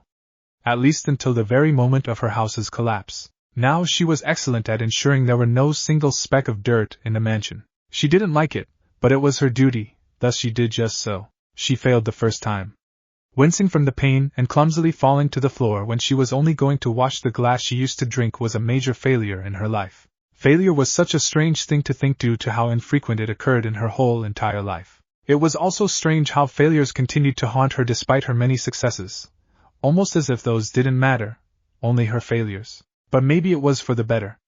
Her mind must have been blurry earlier, because she thought he was still asleep. She refused to make the same mistake twice, however, and this time had made sure he was sleeping, right next to the fallen angel, who seemed to have invaded his personal space yet again by putting her hand over his face. She didn't understand why they would help her. Pity, perhaps something the devils severely lacked. Perhaps because they see it as a form of weakness, and devils needed to be strong. Otherwise they would be destroyed. There was envy, she realized. As she stared at his slightly disturbed face, and the fallen angel's blissful, restful expression, unaware of her surroundings, Graia came to realize how much simpler her life could be if she was born human instead. Even if she was born a slave, at least she wouldn't have to endure the lengthy life a devil's slave would have to endure. But inane musings weren't meant for her. She shouldn't have any time to daydream, and if she had the time, she should be spending it doing something more productive. So she got up. Slowly, she traced the wooden floor, making only the tiniest sound as possible, taking care to not take any movement that might make her wince or flinch as she moved towards the door. She had an idea on where to start. Heading outside was the first, followed by finding a temporary hideout until her strength returned. A day of rest should suffice. Then, return to hell, search for her masters, dead or alive. It was only right. Going somewhere? She stopped dead in her tracks. This time, she didn't even reach the door. Another blunder. Judging the missing sleepiness in his voice, he was never asleep. Graia turned around slowly, keeping her calm composure despite everything. It would be so very easy to lie, to say she was simply heading to get another drink, or excuse herself to go to the restroom. It would be very easy for anyone to do, almost natural, in fact, and most wouldn't even think about it after doing it, or even feel the slightest bit of guilt. But not Graia. Perhaps due to the hard-drilled fact that any form of lie will be found out eventually, and getting caught doing what she was not meant to do, doing anything that was not a part of her duty whatsoever, would be met with punishment. Now she had never lied. It wasn't part of her duty after all. But she did witness what would happen to those who did, to her fellow maids who couldn't think better than to commit such pettiness. How their masters would break them by breaking their family first should they have any, then their bones afterwards. A master's trust should never be betrayed. They were devils, after all. Everyone did that. It would be weirder to not do it, rather, since it worked so perfectly. A master's trust should never be betrayed. Why you gotta stand there and be silent? The boy spoke up. She picked up hints of wariness in his voice. Don't tell me you're possessed. Devils don't get possessed, don't they? Am I gonna regret not going to church? And no. She finally responded. I was leaving. Issei breathed one sigh of relief, thanking his luck and cursing himself for watching too many exorcism movies lately before moving on. Yeah, I can see that. Without care, he tossed Rainer's hand off his face. The fallen angel grumbled in her sleep, rolling over to her own futon, as she should be. Where you going? You need water? I'll go grab it for you. Inwad wouldn't let me sleep anyway, a bit shocked by his choice of words, mainly because devils rarely swore, at least not the elites. At least not when they were in the presence of another. Graia had to remind herself that she was no longer in hell, and that she should respond to the boy about to head outside his bedroom. There's no need, she said quietly, mindful of her tone. It's fine. I don't need a drink. Oh. Issei paused. Oh, toilet? No, it's not that. I probably shouldn't have asked it like that. Welp. Another reason why I'm not popular with girls probably. Something Issei found to be exceptionally peaceful most of the time. The fact that instead of returning to his vandalized sleeping spot, he continued to strut out the bedroom instead. Graia had to ask, Are you not able to sleep? Door handle in his grip, Issei turned around to give her a look. I've given up on that. Like my dreams. Such a statement was said in an offhand manner, and a straight face that Graia didn't know if it was a joke, or he just suddenly confided in her. Whatever it was, there was a feeling of guilt that arose within her, ridden along with some worry she might not be able to sneak away if he stayed up the entire night. You should sleep on your bed, she suggested, hopeful. It's not right for me, a stranger causing you to lose sleep. Huh. It's fine though. Every college student stays up late anyway. Besides, if you sleep next to her you might have to be hospitalized before the sun's even up. Graia blinked. Was that a trait specific for humans? Staying up late? Is that so? Yeah. Making bad life choices is in our veins. That statement left Graia wondering. Certainly she had heard of the humans, about how prone they were to sins. But staying up late didn't really count for a sin, wouldn't it? Thinking the small talk was over, Issei headed outside so Graia could do whatever she wanted to do initially, only to be stopped by another question. What will you do? If you don't mind me asking. He glanced at her, the kind of glance that people often do when they were met with something unusually out of place, like her formality. I'll probably hang by outside and hope for a stray cat. Might go for a walk if it stops raining. You can drop the politeness, by the way. As you can tell by my humble abode, I'm no prince. You helped me. Graia argued. Basic courtesy is what I can at least offer. Well, what's basic in hell seems pretty advanced here is what I can tell. Momentarily Issei reflected if Rainer spoke like this way before they met. Then he glanced at her messy sleeping posture and thought curtly, PFT as if, is that so? Yeah. That is so. Issei replied dryly. Try to get some sleep, will you? At least that pig doesn't snore. I shouldn't. Graia said almost by instinct, which surprised Issei. Shouldn't? You mean you couldn't sleep? She blinked again, her silvery gray eyes seemingly darker in the dimly lit room. The sweats underneath her silver bangs beating into tiny droplets. Maids were expected to stand by awake until their masters were asleep, or in their bedchambers, or until they were dismissed. To sleep before the masters did was considered to be improper, and Graia was not improper. But Issei wasn't her master, so why did she say that? Either way, there was no backing away for her. There never was that kind of option. Yes, I couldn't. I can't? Is the pain too distracting? She shook her head. No, it's not that. It's fine. Well, what about I make you a drink then? Might sound childish, but a glass of hot milk can go a long way. That, or you can start counting sheeps. Are there sheeps in hell? There isn't, she replied by answering his question first, and it's all right. Please don't trouble yourself. Heating some milk isn't that troublesome, in all honesty. Oh, are you maybe lactose intolerant? Can devils even be lactose intolerant? And no, I am not, thank you for your consideration. And there has never been a record about a devil who is lactose intolerant. MNGH? Issei flinched when she suddenly flinched and clutched her stomach in pain, suddenly panting to breathe. What's wrong? He asked in worry, holding her shoulders to help. Did your wound open up again? You really shouldn't be standing around in the night, you know? Come on now, back to the bed you go. We can talk about lactose intolerant devils another day, preferably when you no longer have a hole in your belly. I'm sorry, come on, stop saying you're sorry.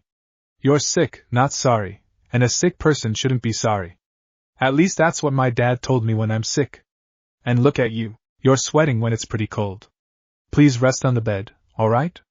You really gotta try to get some sleep.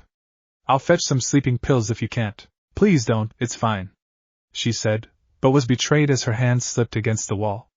She would have fallen if Issei wasn't in front of her to catch her. Oh, you're warm. You're more than warm, Issei whispered in an alerted tone. Caught a fever as well, didn't you? It's fine, I can stand up. Issei was starting to get annoyed by the constant I'm fine, but held himself back from spewing any sarcastic spiel. Oh, can you? Fine then. He let go of her, and Graia awkwardly stumbled into him. Get off me and stand. Well. Tried to hold himself back. Get up.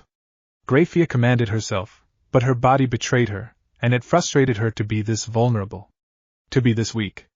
To add reasons as to why she was replaceable. The harder she tried to push herself off him, the more that frustration grew. Get up.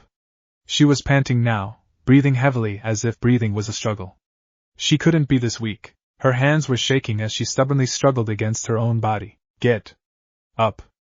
Out of all the times, why now? Why did her body have to fail her now? Her masters were somewhere out there in need, and she couldn't even stand on her own feet. Get up, please. When she finally settled down, no longer pushing him away, Issei calmly spoke to her in a sort of told-you-so kind of manner. No need to be so tough. No one's gonna judge. People get sick all the time. No, she whispered. No. I'm not sick. Yeah, and the sky's green and aliens are real. Why are you so against it anyway? Then as Issei was about to find a way to lift her up, he realized those weren't just sweat on her face. What's wrong? Was I being too much of an ass? I'm not sick, Graia repeated with much less energy, almost slurring her words. I'm fine, please. It relieved him to know she was simply being delirious, hopefully due to the fever and not her wounds. It really was something to see a woman begging like a child that had just been told their family outing was cancelled because they fell ill. He didn't mind her tears, didn't think of them much since he knew being sick could mess with your emotions. Issei awkwardly shuffled towards his bed. He laid her there, took a deep sigh of relief now that she was at least sleeping, then briefly thought about how nice she smelled. Afterwards, Issei headed towards his bathroom to grab a bucket full of water, to use it to first wipe her sweat on places reachable by a man, and leave the rest for Rainier to handle. Or maybe he should dump it all on the sleeping fallen angel first. Tempting as it was, he really didn't want to damp his futon. Seemed like a sacrifice too hefty to pay. Break. Hayate Issei didn't get a wink of sleep that night. By no means was he a stranger to staying up until the morning. He had done it over and over again, be it on weekdays or weekends. But perhaps because of yesterday's rain, he felt a little bit tired than he expected to be. He had wiped the sweat off the maid's body the best and the most appropriate he could, and had placed a towel damp with cold water on her forehead, tucked just underneath her bangs. Sitting on his futon, he casually placed a hand on his head, checking his own temperature. It was quite warm, but nothing he should be concerned about. Idiots are immune to cold, as it was stated in many of those rom-com manga. If that was true, then he didn't have to worry about him or Rainier, who seemed to have taken the saying "make yourself at home" in the most literal sense possible. He would return the favor, of course, in the off chance that he had to stay at her apartment for whatever reason, but he would get her back, in a friendly jerkish sort of way, of course. Many of his friends thought they were dating due to their obvious closeness with each other, but Issei really couldn't imagine himself in that position, and he doubted Rainier could or would want to. She was to him just like Motohama and Matsuda were to him, the only difference being they had never invaded his personal space when sleeping, so that sort of placed her below the other two idiots. Issei caught himself musing off just as Rainier nuzzled up to his futon, squirming her way to re-invade his quiet place, and he realized something must be done. Issei? Rainier woke up next to Issei, and immediately learned both her hands and feet were tied when she found she couldn't move them and looked at them in panic. Oh, wake up, you idiot! This isn't funny! Are you trying to take advantage of me, you fiend? Piss off! Grumbling in his sleep, Issei turned the other way, facing directly to the wooden frame of his bed. Why you? Rainier wormed towards him, using her head to nudge him, preparing to head at him if necessary. Get up! Get me off this thing! I gotta pee! You want me to wet your bed, huh? Are you going to embarrass a girl like this? Whoa, hold up. That woke him up. Startled and with messy hair, Issei sat up and looked at his bound girlfriend. Ah shit. Did I what? What the hell are you implying? And what kind of question are you asking a girl? Just hurry up and untie me. You're a girl? It's not funny, I see. Please untie me or I'll do something we'll both regret. What? Piss on me? That's something only one of us will regret. I'll kick your EWW? I hope you're just joking because that's disgusting. Rainier said with a judgmental and skeptical look. Her gaze eventually went over his head, moving over towards the now neat and empty bed of his. Wait, where'd she go? Maybe she'd gone home, you know. To hell, Issei said idly. It wasn't so much of a guess as it was a half-assed attempt at lightening the movie-esque this shit is serious mood. Not something that happened many times in his normally almost boring yet peaceful life. At least not until yesterday. Nonsense. Rainier barked, almost like she was personally insulted. You'd have to be morbidly twisted to even consider it a place to spend a night. She doesn't strike me as one. Hey, who knows? Looks can be deceiving. Shrugged Issei as he watched Rainier fiddled with her phone. What you doing? Reporting her missing? I have to, whoever she is or wherever. She's from hell, Issei. Good or bad, that's dangerous enough alone. Fair enough.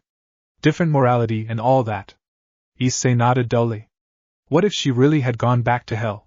She did give me those hints last night. Rainier blinked, her phone now tucked between her ear and straight raven hair. What did she tell you? Not directly. Only told me she was leaving. I thought she meant she was going outside, but then again, she did say it's sort of like someone who's hiding something. Like she's technically telling the truth, but only some parts of it. Rainier processed the idea, and decided it was as stupid as it sounded. That's silly. Why would anyone want to go back there? Or even lie about it? Servant devils, most especially. Dunno. Probably left her wallet, or something. She did arrive here pretty rushed if you asked me. Might forget to pack some things. As per usual, Rainier rolled her eyes at his ill-timed humor, sighing an exasperated sigh along with it. If only she could be as relaxed as him. But she supposed he was like this because he didn't fully understand the danger of having a single devil untracked on Earth. While that maid devil was rather reserved, no devils were completely harmless. Killing was a normalcy for them, and they had no problem in justifying whatever they had to do as long as they got what they wanted. Fallen angels weren't much less vile, but at least they wouldn't enslave anyone. She saved all of her speculations for later as her phone call was picked up by a grumpy hoarse voice of a man who sounded like he had too much to drink last night and had yet to recuperate. What do you want? That tone and lack of politeness was no stranger to her. Azazel! She half shouted, annoyed that it took her 3 times to get her call answered. Where have you been? I've been trying to reach you for like an hour. Rainier? What is it?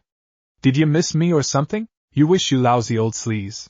Issei made a face, first at her suddenly disgusted expression, and then at her reply. He'd like to meet this lousy old sleaze at some point. If someone gets called that, and did not get mad, should mean someone easygoing enough. I'm not that old. Whatever, this isn't about you. Rainier grumped with a tiny hint of sarcasm despite her being in slight panic. Do you remember the devil I reported yesterday? The one with the maid outfit? Yeah. Sort of. He said, lying through his teeth and his phone. What about it? She's gone missing again this morning. We last saw her about 1 in the morning. Issei sassily raised an eyebrow.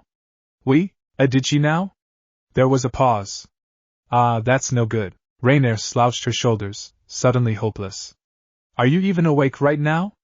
Can you take this seriously, please, Azazel-san? Oh, you called me with san. Yeah, been a while since you last called me with that.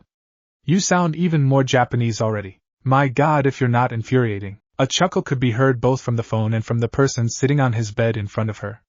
Clearly Rainier was the only one taking things seriously as it should. It's fine. Chill out. You sound way too worried for your age.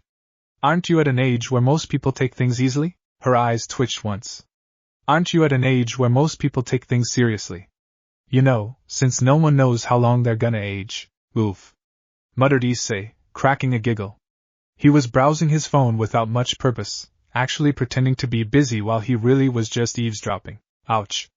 You're so mean with your words, Ray-Ray-chan. And to think you used to ask me to secretly buy ice cream and a bunch of sweets for you when you're not allowed to. I thought I nailed the cool uncle role pretty good, you know. A streak of red flushed her cheeks. Huh. What the hell are you talking about? What's that has got to do with this? Don't derail things just so you can get off this topic, eh? Am I not allowed to reminisce about the good old times? Azazel laughed dryly. He appeared to know the fastest way to tease her, and had no qualms saying it. Anyway, don't worry about her, alright? I get it fine. Let me know if you— Oh, hold on, I think we just found your girl. Break. Graia had never done anything to be considered stupid.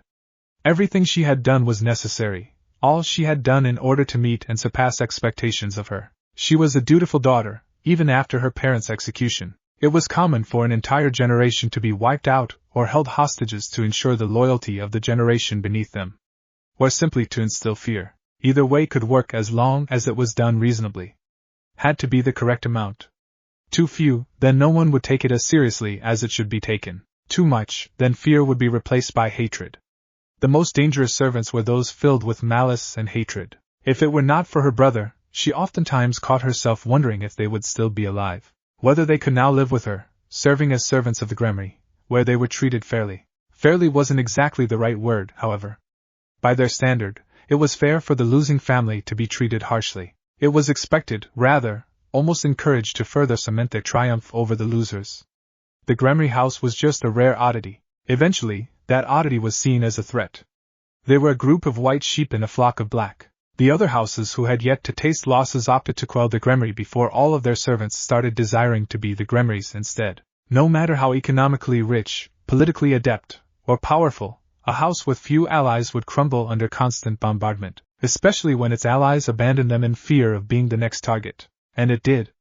Just yesterday, through the chilling bite of the night, the pungent taste of smoldering ashes was still fresh in her lungs. The heat of the raging flames licked her skin, the rumbles of the collapsing mansion, the screams, the blood, a complete package of a cruel reminder. She could not stop herself from wondering if her parents and brother were alive.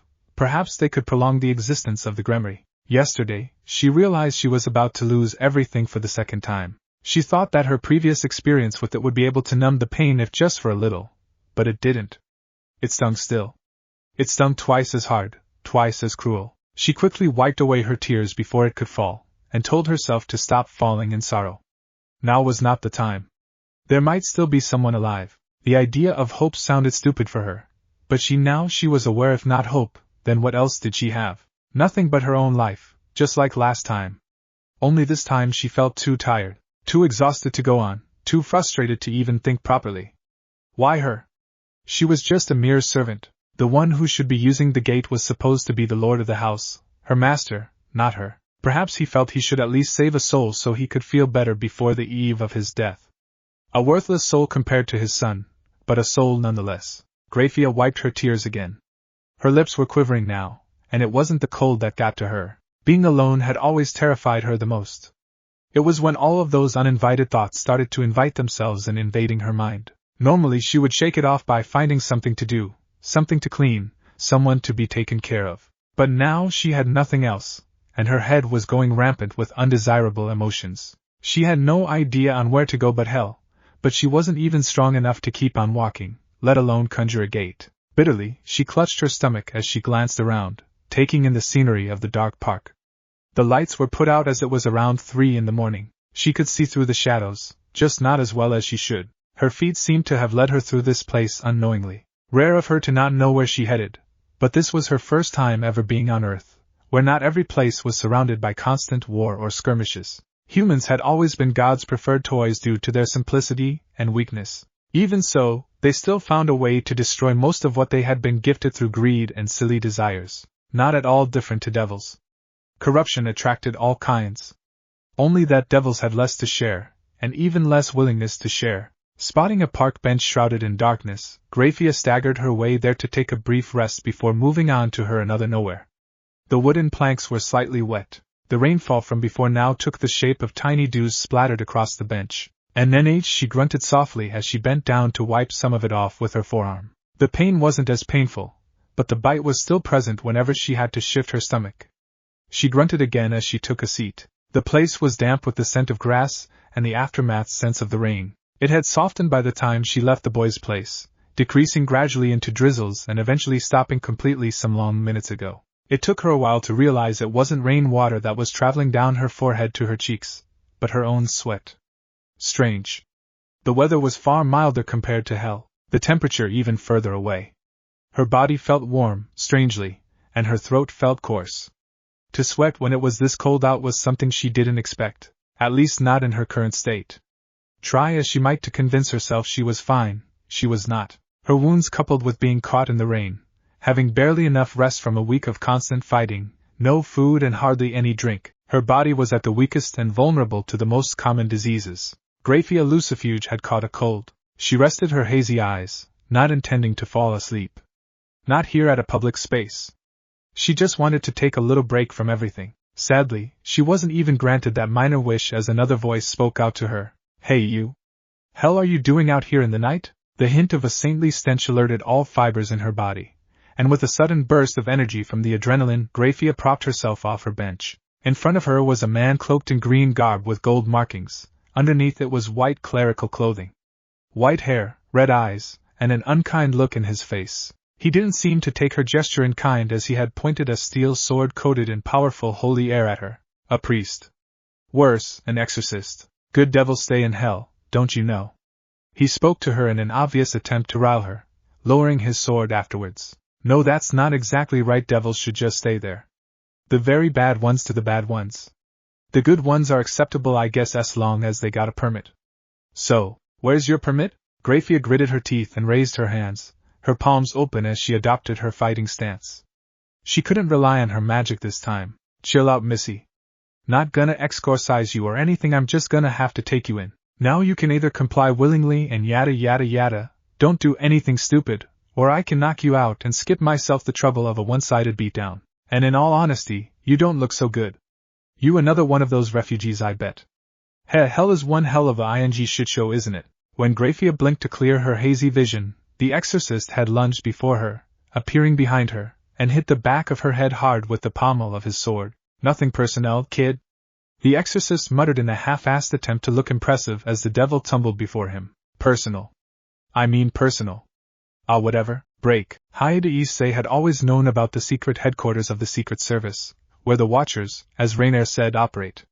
He just didn't know its whereabouts. Until today, that was, when Rainier told him this Azazel person wanted to see him too. From the outside, the place was anything but a special headquarters.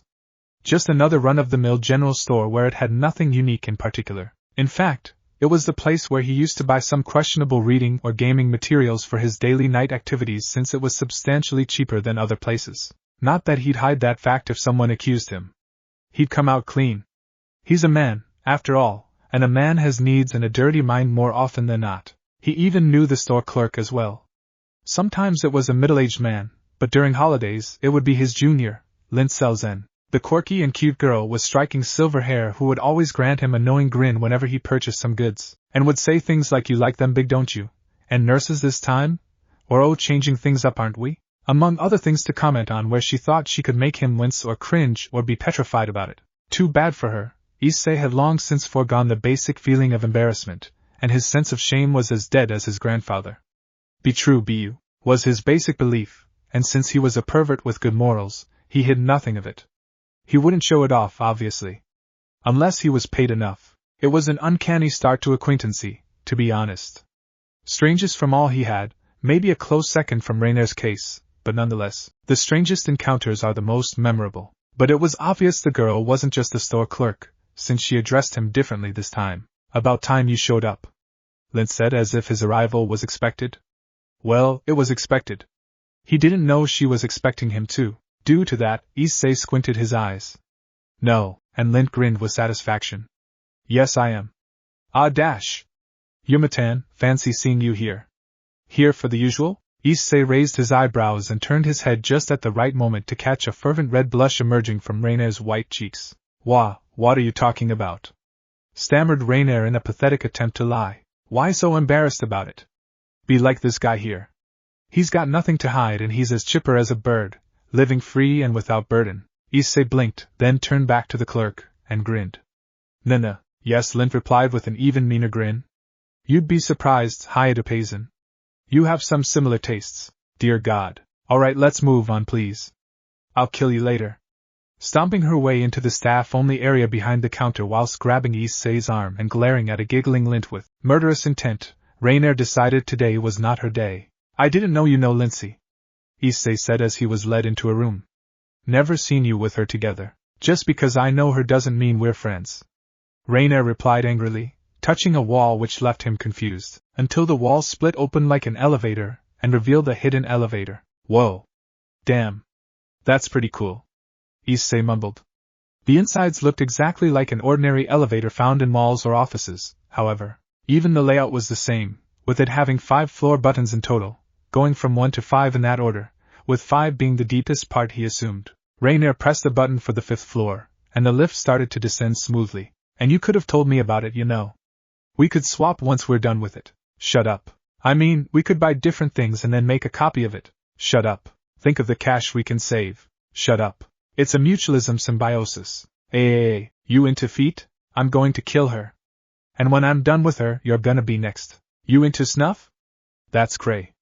Not gonna judge though. That's the benefit of befriending an open-minded guy like me. I hate this. I hate you. I hate everything. By the time they reached the desired floor, Rainer was completely beet red with embarrassment and frustration, while Issei had the biggest grin and a strong feeling of victory. It was a good day. As the elevator slid open, what revealed was a hallway and an entrance to a stark white office area with baby blue accents. The place was much bigger than the store above. He felt like he just went into a different building where the laws of physics were violated repeatedly on a daily basis. He even spotted someone smoking in the hallway, where the smoke coiled into a ball then collapsed into itself, leaving no residues of it, and probably the stench. And another thing, everyone was wearing formal clothes. Compared to him who was wearing tees and sport shorts, he was totally out of place. Rainer wasn't much different either, but she didn't appear to pay a mind that she was wearing her casual clothes. Guess she's been here often. As Issei followed Rainer through the hallway, to his right and left was a wall made of glass with shutters. Some of it was left opened, allowing him to take a peek of what life was like beyond the transparent separator. It felt like a zoo, but instead of animals, it was filled with people in their own cubicle. And they looked partly dead or wishing to be. Nobody seemed to care about him, or Rainer either. They minded their own business, and aside from the occasional curious glances, likely due to his status as a human boy if they could tell through the glass pane dash, nobody remarked upon the presence of a human boy without a suit. He even spotted a guy leaning back on his chair with a fedora covering his face, evidently sleeping. Then another, and then another. That granted him some waves of relief, fortunately. Geez, I bet they haven't had any sleep considering what just happened. Rainer spoke softly. There was genuine concern in her voice. Issei quickly pieced the pieces. From the limited information he gathered from Rainer, they must have been working extra with all the refugees from hell. It's good to see them being allowed to sleep. They're all allowed to whenever they can. It's already a demanding job, you know? I see. Why the suits though? I don't think it's required. I think some just like it. I know some wear it because it's convenient. Some places they have to go need them to wear formal wear, so I guess it's efficient. Dang. Issei mumbled, feeling a rare pang of sympathy to these people. Are they fallen angels too? Not all of them. Rainer took a left into a cream-colored corridor with a bunch of doors. Meeting rooms, Issei guessed. The bulk of them are. Some are concerned humans. Yokai since we're in Japan, spirits and mythical creatures and other international offices. There are some devils too, though not many of them yet. Am I allowed to hear all of this? Azazel wanted to see you. It's pretty safe to say he wanted you to know as long as you can keep it a secret. Yeah, I can keep secret. That much I can tell. Rainer said. Here we are. You don't have to be extra courteous to him, just I dunno. Be normal. Me? Normal? That's like telling a lawyer to not lie. It goes against their nature. Whatever, you're not my problem. Rainier gave up. She did that often when she went into an argument with Issei, since he killed her points with retardation and memory. After knocking, she opened a mahogany door, revealing the contents inside. A cozy-looking office commonly found in luxurious estates, complete with its furnishing. A desk was located directly left to the entrance, where a beautiful woman was seated behind. Her hair was pink, sorta purplish. Reminded him of lilac flowers. Contrary to the rest of the workers there, she wore a slim long-sleeved black sweater and a pair of blue jeans, both of which accentuated her nice figure, which Issei did not miss to take in. "Ah, you're here," she said in a calming voice. Rainier nodded in acknowledgement. "Penemu, are you Azazel?" Issei blurted out without much thinking. Entranced by her beauty that was not found in Rainier's tombish kind of beauty. "I hope you're Azazel." "No, that'd be me, boy. Unfortunately." A male voice came from further away, right at the very edge of the office, located in the center. A desk with a bunch of paperworks and documents Issei had no intent of learning, since those seemed menacing. Azazel was, to his surprise, well-dressed, albeit slightly unkempt. Though without a suit, he had a black vest over navy dress blue shirt, complete with a loose red tie and unbuttoned collar. What he took note of was his hair. It had yellow bangs on it while the rest were black. It looked so off-putting that Issei froze in place, to which Rainier took note. "I told you that hair is weird. Hey, leave me alone. You're having a midlife crisis and in denial." "I said leave me alone, you heartless girl," Azazel crooned, taking it lightly as he stood up and walked towards them, only to sit on top of his desk. "So, you're Issei, eh? Welcome, welcome. Just make yourself comfortable. I feel so out of place here. Any suits I can rent?" Nah. You can wear whatever you want, we don't care about looks. Even swimsuits though, sadly, no one ever wears it. You won't look good in a suit anyway, not with that hairstyle." "True." Issei shrugged. He would probably look like a certain yellow-haired ninja in a suit, morbidly cringe-inducing. He made a mental note to get a haircut soon before he looked like he was going to go Scion or scream Bankai. "Ha, I've heard you're an agreeable guy." "Seems that you are," Azazel said with a smile as he beckoned them to an area with couches and a coffee table. Come. Have a seat. You too, Penemu, might need your help here. When have you ever not?" The woman shifted from her seat, leaving faint traces of her sweet perfume as she walked past Issei. She was tall, he realized, taller than Rainier and perhaps him as well. Everything about her exuded everything that a woman might want to aspire to be, elegant and brimming with confidence. Either way, Issei took a seat next to Rainier, in front of the two fallen angels before him. "Let's just get straight to it, why don't we? Got another appointment later." "So, I'm Azazel. Just Azazel, current head of Grigori Institute, and also the overseer for its East Asia branch, which is this one. And here is Penny, my secretary. Call me Penny one more time and I'll have your tongue cut." She likes to make empty threats like that. The fact that Rainier didn't even wince told him it was a daily occurrence, so he ignored it as they would. "There are others?" "Of course. This place is huge, boy. Hell is the entire Africa for comparison. There's 20 all around the world. Antarctica is excluded as there's only penguins there and most creatures hate that kind of severe cold." "What about heaven?" Issei couldn't resist himself but ask. "Heaven is I don't think I can disclose that kind of information to you just yet. Unlike us, those people with wings up there are very secretive. God's plan and all that. Very suspicious if you asked me. Just don't tell them I said that. I'll try to keep that in mind," Issei said smoothly. "I'm Hayate Issei, student and a burden to society, though you probably already know that. Faye, right?" "I forgot about your dry sense of humor," Rainier kept mentioning. Issei gave his friend a look. "What else did you tell him about me?" "Nothing much. You're not that interesting, Issei, eh?" "Fair enough." Azazel snorted a light chuckle. His opinion of the boy had only improved since they met. "Anyway, about the girl you're looking for," and he was about to complete his sentence before a ringing noise interrupted him, causing him to sigh. "And that's the appointment I mentioned earlier. Well, brief as it is, good to finally meet you in person. We'll meet again soon enough. For now though, Penemu, can you fill them in and take them to see her?" "Of course. Come with me if you will." Penemu spoke as she moved. Issei and Rainier followed suit as Azazel had returned to his desk with a grumpy look on his face. Issei could only wonder if it was like this for him every day. So out back to the office they go, where they passed a couple of sleep-deprived fallen angels in a suit. One seemed to be the man from earlier who was sleeping. "What's with them?" asked Rainier. "Multiple reports in their regions. They haven't been able to sleep since 2 days ago, Penemue said. Her tone had some exhaustion as well in it. No doubt she had been working more than usual. Not just devils, but demons as well. This is nothing we ever had before, Reina. Reina? It did sound like Rainier, just shortened. Maybe it was Rainier but said with a Western accent that his Eastern ears weren't able to hear it completely. That bad, huh? Just what on earth happened over there? Obviously war, but how is it this bad? That's what we all wanted to know. What's clear right now is we're running out energy and manpower, and the Vatican is running out of available exorcists. This keeps up, then I have no appealing guesses of what may happen. Stay safe, is all I can ask for you. This is sounding pretty bad. Issei finally spoke out. The direness of the mood was rubbing him off. Do I need to start wearing crosses now? Mere crosses won't help you, Rainier replied. But you should be safe anyway, Penemue explained further. Demons are fickle-minded and predictable. They always go after their enemy, which is either us or the exorcists, beings with high enough holy strength to possess danger for them. Devils, however, would be attracted to sinners. Humans tend to lure them like sharks to a drop of blood, and how am I safe? Pretty sure I'm no saint. Nobody is, Rainier answered. But you're far from the worst sinners, so you're unappetizing for them. That put him at ease.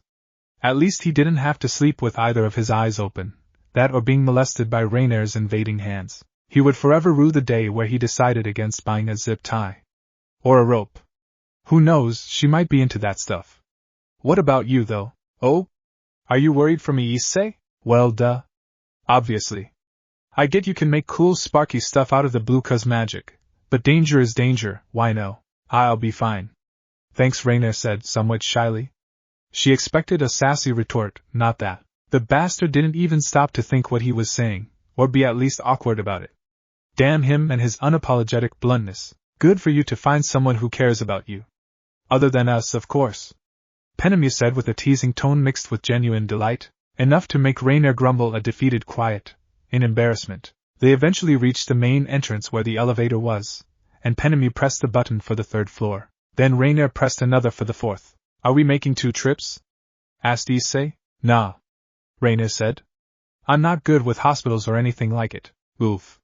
Past trauma? Or is it the needles? Something like that. Rainier replied promptly. That was all he needed to hear. Some things are allowed to be teased, and some things aren't, depending on the circumstances. As it felt like a touchy topic, Issei refrained from being silly. As the doors parted open, revealing what appeared to be a lounge complete with bars and plenty of couches, even some billiard tables, dartboards, and all sorts of entertainment often found in a bar, Rainier stepped outside. I'll hang by. Tell her I said hi. Issei gave her a nod just as the metallic doors slid shut, leaving him alone with the beautiful secretary next to him. So that's the lounge, and hospitals on the 3rd? Hardly a hospital. An infirmary, at most. Yet it certainly does feel like a hospital lately. It's that bad, is it? Issei sympathized. Is it getting overrun? Hopefully, no, said Penemue. We do have dedicated hospitals in other regions. Those are the ones getting overrun. Should the worst come, offices such as this will have to house more than it was built for. No hope for some space at human hospitals? Issei asked. He wasn't sure if he was pushing it. These were some information he probably shouldn't be nosy about, but the lady seemed like she wanted to vent. Proposals were made. All declined, she said with a defeated sigh, allowing just a moment to reveal her tired state before putting on her usual cold look. Creatures of hell are dangerous. That alone is a reason heavy enough to quell any suggestions. The hell is going on with hell. Penemue let off a hefty sigh. Nothing but the usual. History on repeat. A seasonal storm, you might say. This one is simply 10 times worse than anticipated. Yikes. As the elevator stopped and the doors began to open, Penemue continued as she led the way through a white-tiled corridor.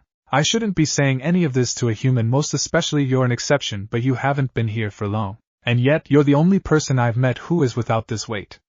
All others are stressing the same thing, if not worse. I apologize. No.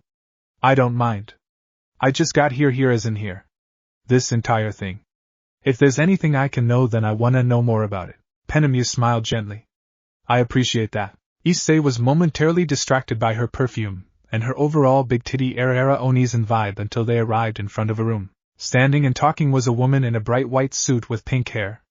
Hers was lighter than Penemue's and was tied to a braided side tail. Issei immediately took note of the two curved horns protruding from the sides of her head to her front, as well as the fact that every woman he saw in this place so far had great genes. He took a wild guess that she would be a devil and a doctor or some sort, meaning she had been on Earth for quite a while. The one in front of her was a man in an attire he had honestly never seen before to guess what he was wearing or his occupation. His outfit was white, but definitely not a doctor's outfit. His hair was gray, which made Issei to start wondering if he was in some kind of an anime where everyone's hair was conveniently color-coded so the viewers could better ascertain who is who since they all had roughly similar characters. But that'd be silly. See here, woman, I did what I had to do. Knock her out so I can knock more out. If they don't comply willingly.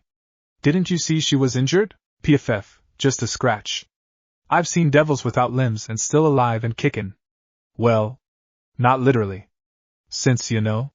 No limbs. The two noticed Penemu and the other human walking towards them, to which the man gave a quick sup penny which earned him a very distasteful glare from Penemu. Be more careful next time. Bring conscious ones. She said somewhat desperately, almost pleading.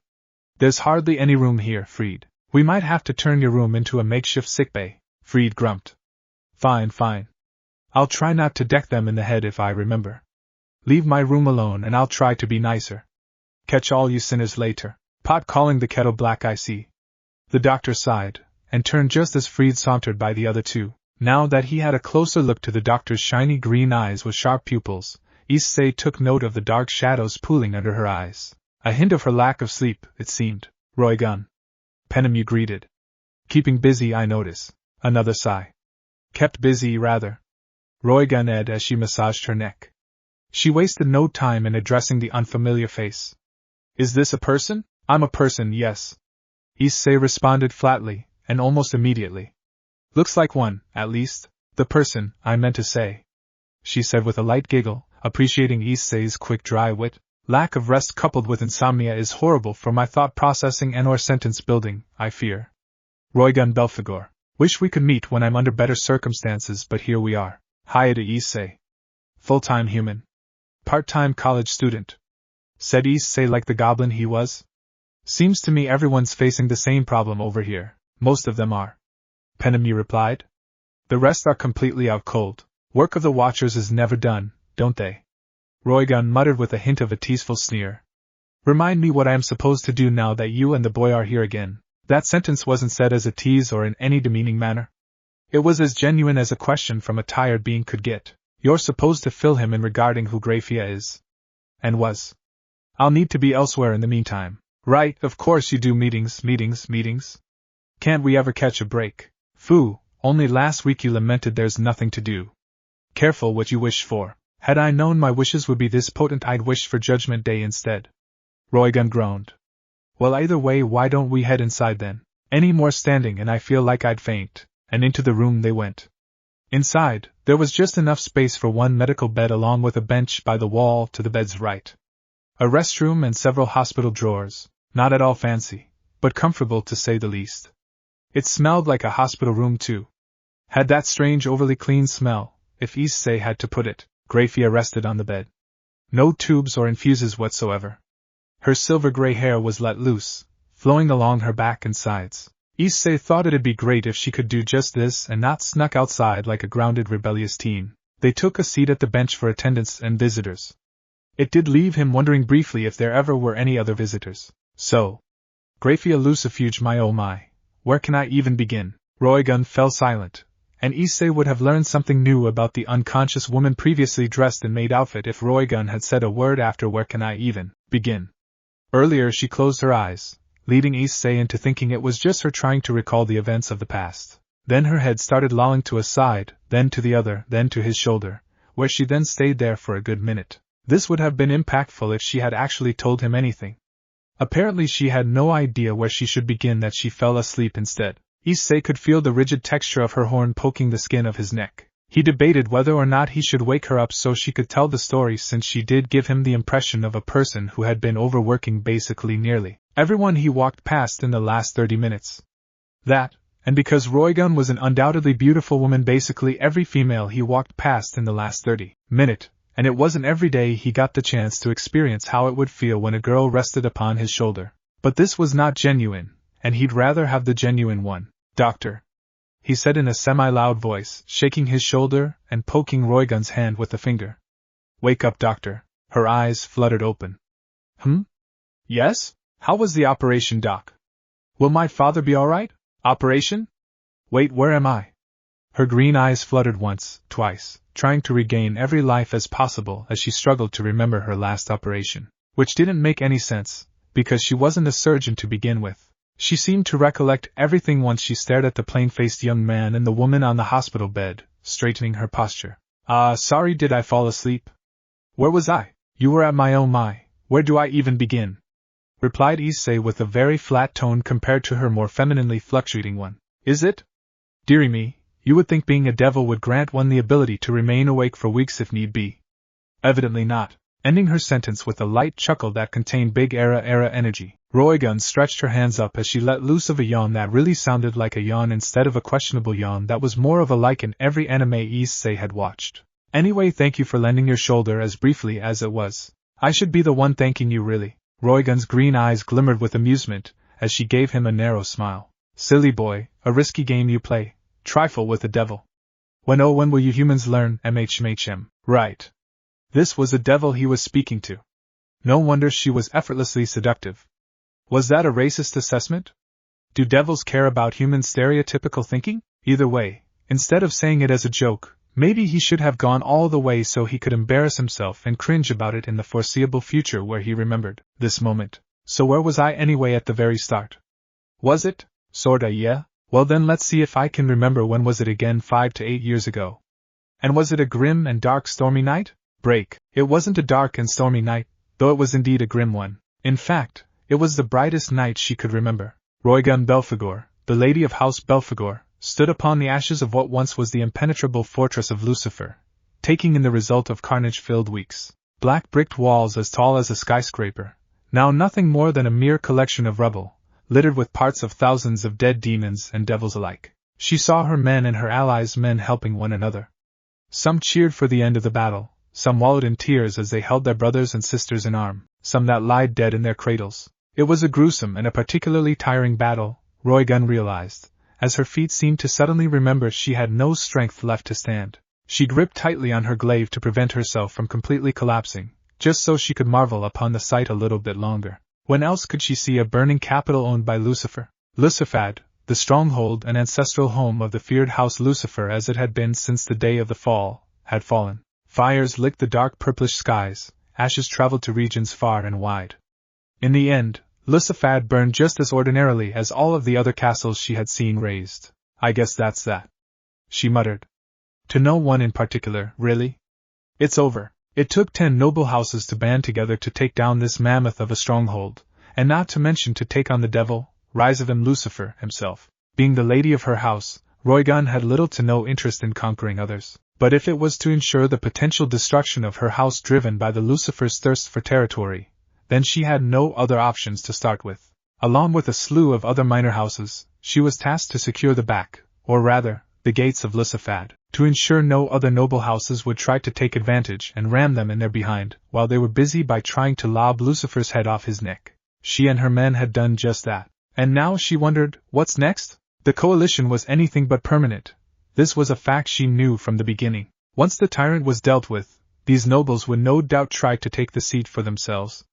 A couple years of peace, sure, but after that, history will repeat itself, and she had no interest in it. But it seemed she would not be granted the luxury of choosing once again, as she looked around the debris, only to find a handful of her men still alive. Most were injured. Many were missing an arm, or a leg, or an eye, or all of them, rendering effectively incapable for any future battles her house would have to partake in. She let out a sigh. A tired sigh. They won, but she felt like she won only to lose. Then again, nobody expected the Lucifuge to guard the gates when they were expected to defend Lucifer as his personal bodyguards. And nobody expected a demon incursion happening at that very moment. It was as if the entire hell knew what was about to happen, as if the demons suddenly regained awareness that their master was in danger. She knew they won the moment the demons retreated to the wherever depths they came from. Huffing, she slowly staggered her way to a burnt-down tree, where some others were already there, resting or dead. Hell, she might be dying herself. Fighting demons was nothing like fighting another devil. Demons almost had no concern for their well-being, and would charge at you even if it would cost them an eye or a puncture to their ribs. And with their seemingly endless hordes, getting overwhelmed was a sure ticket to death. Using her bloodied glaive as a walking staff, Roygun groaned as she slid down against the bark of the tree. Bad idea. She was instantly reminded those damn demons chewed off her wings. She winced, but it was too tiring to do anything more than wincing, so she sucked it up and sat down nonetheless, lying her back against the tree even though it felt like she was being whipped. To her left, resting, was a woman just as beaten and bloodied as her, Graia Lucifuge. If not for demons not knowing which was their foe or friend, one of them might have faced each other in battle. But no, they ended fighting not for Lucifer or for the coalition, but for their own life. That was one fantastic battle, was it not?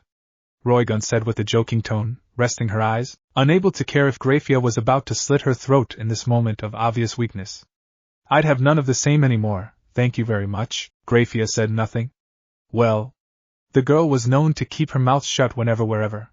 Roygun had met her several times before the war. Most of the time the girl was sent as an envoy, declaring whatever Lucifer wanted to declare to any of the minor houses residing nearby his territory. She really was more like a tax collector, really. Getting no reply was expected. Getting one, however. Where do we go now, I wonder? She heard Graia muttering those words.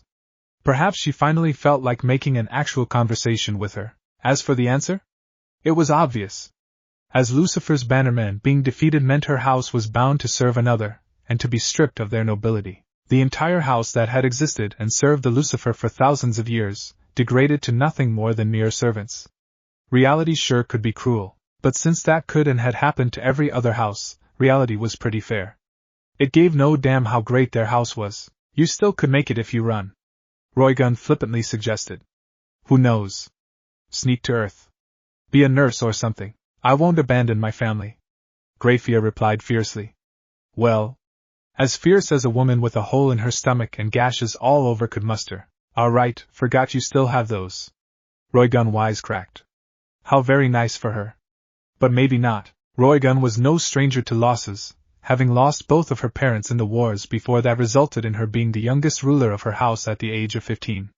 Well then, where will you go indeed? And just at that moment, they heard loud cheering coming from way ahead from the two, cheers of the winning men, shouting praises and glory as the freshly decapitated head of Rizavim Lucifer was being paraded down the streets. It was Lord Baal who held the bloody head, the man who arranged the coalition army as well as its de facto leader, and behind him were the band of powerful devils who enabled him to carry that head, Surzux Lucifer, Dihauser Belial, Ajuka Beelzebub, and Seraphal Leviathan. Roygun snorted. Well, if it isn't the heroes. I wonder for how long they'll stay like that before they start stabbing each other in the back. Or planning to. Look at that Baal guy. Didn't even bother to spare a smile like this all was nothing to him. He'll be going places, I tell you, as he may. What kind of a dry comment is that? Roygun laughed. Then again, I suppose there's nothing much you can smile about either. Oh, hang on, think those are your family there. And they were. The unmistakable grayish-silver hair of the Lucifuges, all hung low, likely from the embarrassment for failing to protect their lordship. Roygun wondered which family they would serve next. Apparently, no one. As soon as they were carried to a field, while everyone ignored the strewn about visceras of both devils and demons, Lord Baal unceremoniously unsheathed his sword, and lobbed the head of Lord and Lady Lucifuge all in one swing. Their lifeless corpses thudded to the cobblestone street, as the cheer of the soldiers grew louder and louder, shouting death to the tyrant and his cronies over and over again. Oh!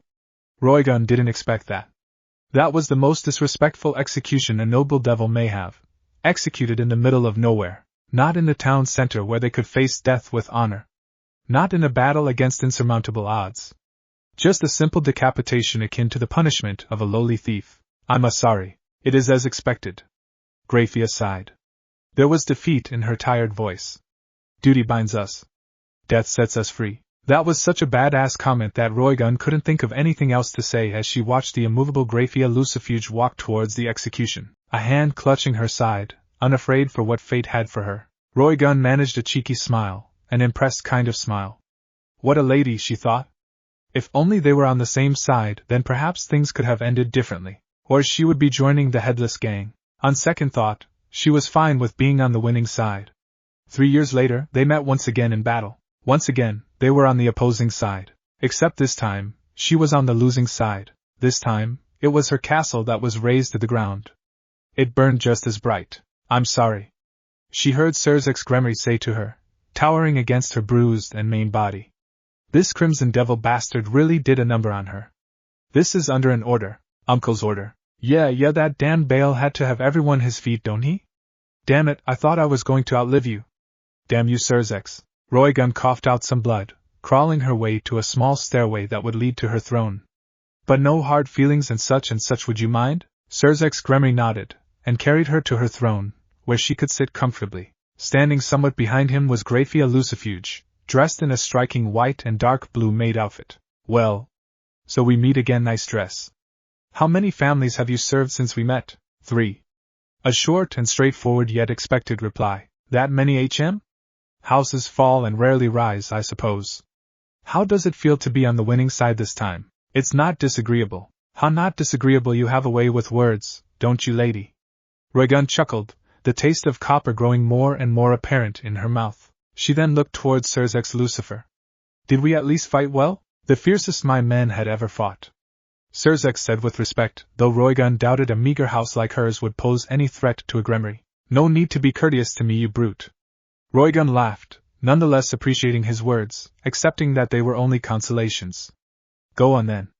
Finish me off. I'd rather die free than live under someone else's boots. She had no idea how much of her words left an impression under Graia, who of course still said nothing. Sirzek's Gremry conjured a blade made of the fearsome power of destruction, and Roigun closed her eyes, resigning her fate, wondering where she would go next, or if death really was the end of it all. No more good wine to be had, no more late-night snacks, no more making her men laugh because of her unexpected offhand jokes, no more nursing them before they die because she was just looking for an excuse to feel some sort of a family bond, now that she was once again without one. You should leave. HM? You should leave. I'm sorry, what? Roigun opened her eyes only to find Sirzek had disintegrated his spooky blade. His order is to destroy your house. It's been destroyed. And where will I go, you fool? Roigun jeered, almost feeling insulted. Walk around hell until my feet are calloused? Or be bitten by rabid demons to death? Grant me a favor and finish me off this instant.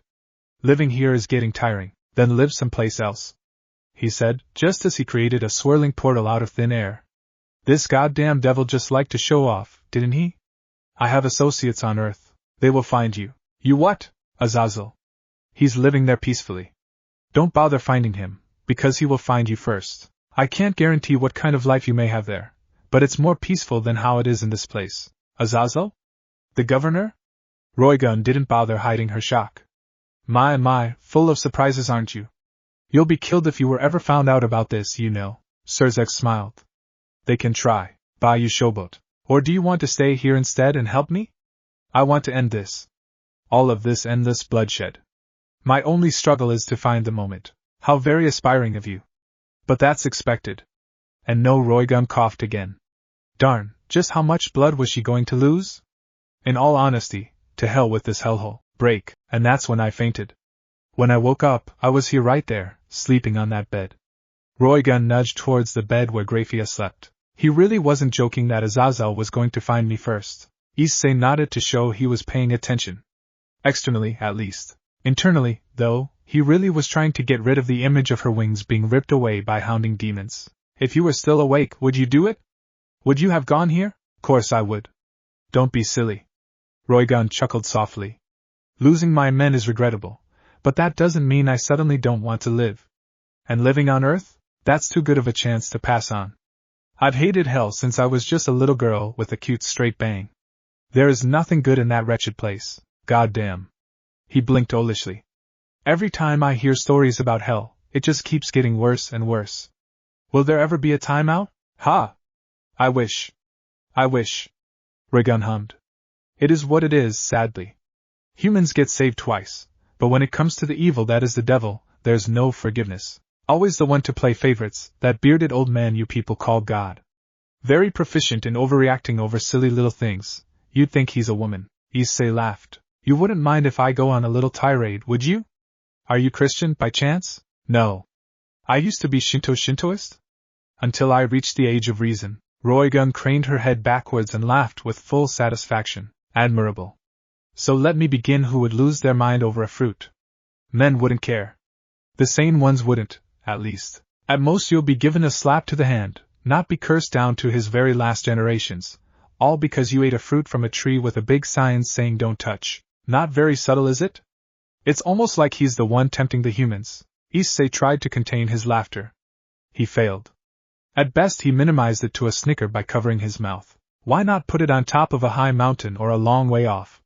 Perhaps surrounded by rivers of hot boiling magma instead of translucent rivers. Makes you wonder what he's really planning.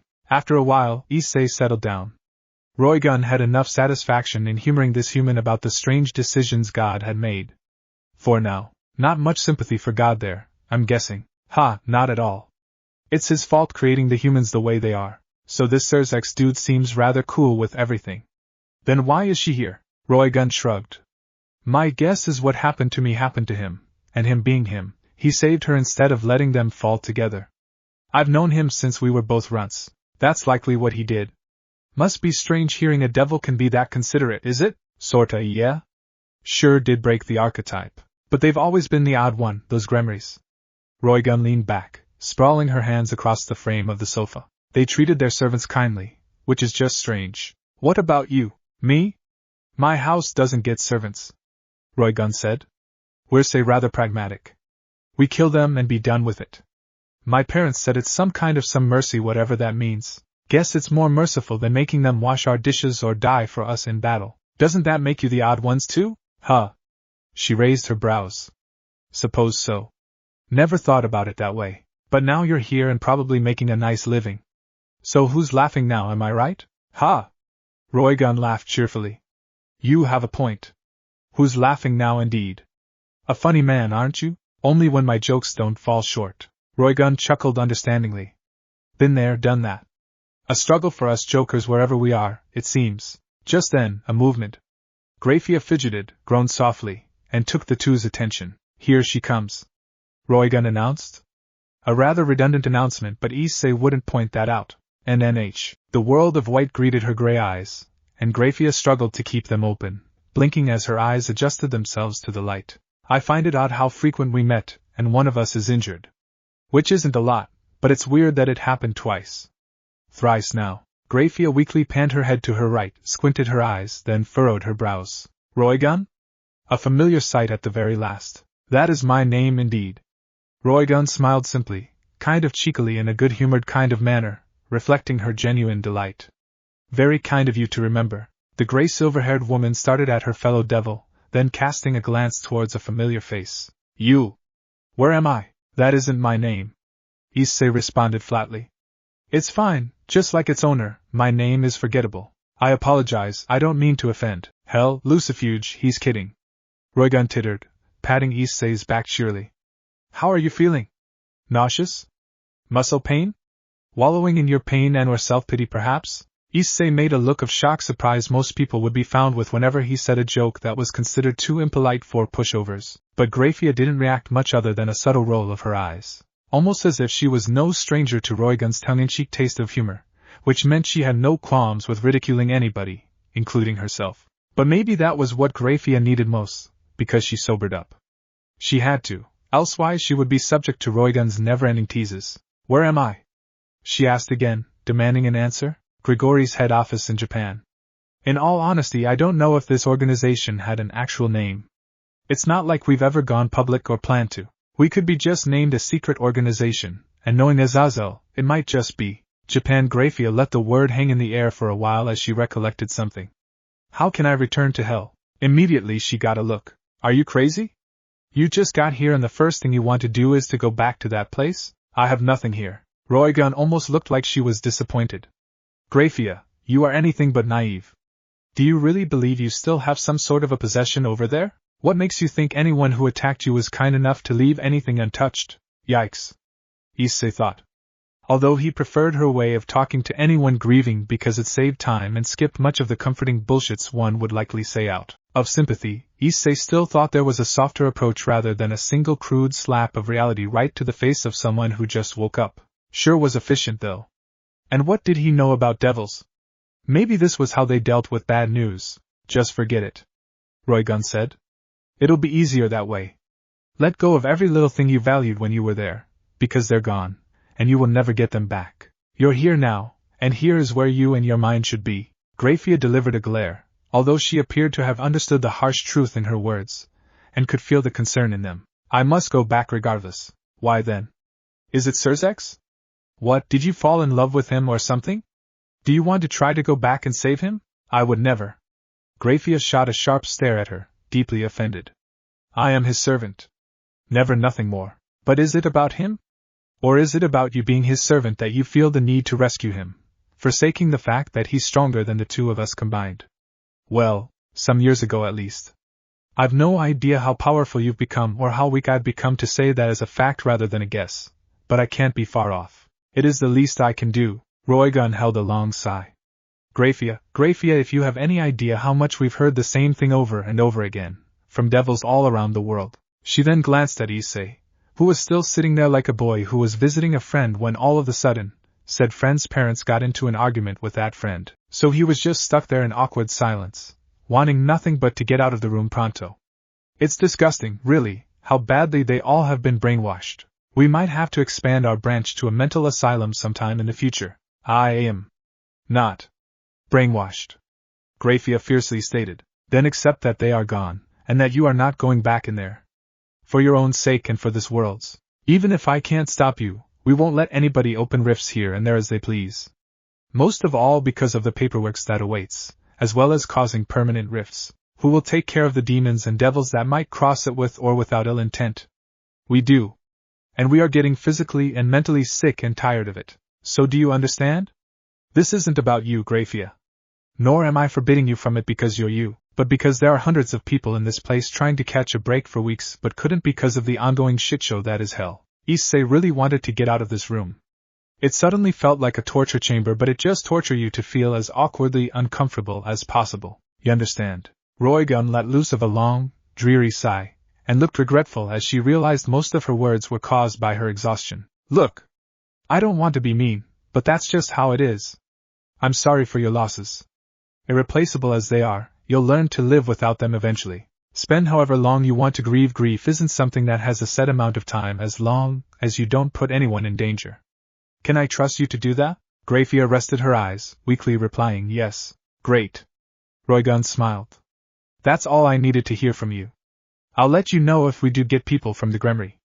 For the time being, though, do try to get some rest here. And food too, unless you want us to forcefully feed you through tiny tubes, but that shouldn't be necessary, would it? I'll eat.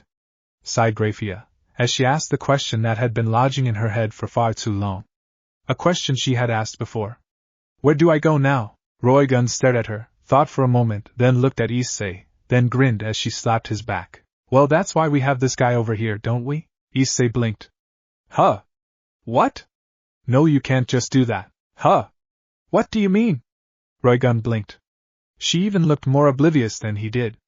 Hasn't Penamir filled you in earlier? Filled me with what? Her perfume? She has a very nice scent, doesn't she? But I digress. I thought she already told you about all this. About what? About her spending some days in your house temporarily while we find a suitable place for her to live? Issei exchanged confused looks with Graia, and then back at Roigun, whose face implied she meant her every word. You serious? Course I am. We can't just snuck her in a motel filled with humans. She can't stay here for long either, as this is a sickbay, not a hotel. She's not the only resident from hell who just escaped hell as well, so go figure. Yeah, but my place? Why not? You've housed her once. Granted she did run away, but she'll be nice this time. Won't you, Lucifuge? I don't intend to intrude him further than I have. See? She promised. Graia wilted. That's not what I meant. Why not? You have Rainer to keep you safe. It'll be only for a few days at most, young man. Have I mentioned you will get handsomely bribed? Allowance by their definition, but really it's a bribe. I've seen the numbers, and for a university boy, it's a hefty sum of cash. Roigun winked. So are you in or are you in? If she thought Issei could be bought with money, then she was absolutely right. I mean money, good lad. Simplicity is what I love about some humans. Issei shrugged. I'm a simple man. Boobs and booze were indeed enough to keep him mostly content. Money simply provided him an easier access towards either of the two. But then again, my apartment isn't exactly made for more than one people. Not a problem unfixable with the right amount of cash. It's easier to find a new place for a human and a devil than it is for a lone devil, mind you. Money isn't an issue, availability is. Of course, you'll have to play nice, Lucifuge. I won't do him no harm, though I don't see why I should agree to this. Nah. I'm sorry, Lucifuge. It seems once again you're not left with a choice, as I have expected, sighed Graia, resigning to her fate. It was only for a few days anyways, should be enough for her to gather her strength and plan what she could do next. Then I don't see why not. What did he have to lose? His life? He didn't value his life that high to pass on this kind of manga-esque plot opportunity. Then it's a deal. Roygun smiled, pulling back and then standing up. You'll have to stay here for the rest of the day, and tomorrow you can hop onto your new establishment. Perhaps find your place to stay with the lad? And as for you, young man, you're likely needed back upstairs, I believe. A short-term contract agreement, you see. I assure you there is nothing that binds you or puts you in a spot. It's more of a formality if anything, and it's basically free insurance for you, for if you ever fall sick or be harmed during your term with her, we'll cover all of the expenses and such and such. I'll even put in a free consultation session with me if you so wish. I can dig that. And thus mark the moment where Issei would forever be entangled with the supernatural world. That statement wasn't entirely correct, as he had been entangled since the day he walked in on Rainier popping her wings. So let's just say it was the moment where Issei started to participate actively with the supernatural world, consigning his mundane life into something slightly more abnormal, but not exactly that different to his mundane life. Really, he was just going to live several days with a beautiful shell-shocked devil who would take care of his day-to-day needs while unknowingly help her to readjust her life to a more stable one and to help her fill a gaping hole in her. But that wouldn't be that bad, would? Thanks for watching this video. If you really enjoy this video, like, subscribe, and comment down below, and turn on that bell notification. Don't forget to support and follow the DanzyDanz for writing that awesome fanfic, and also make sure to comment on this story, link in the description. See you in the next video. Goodbye.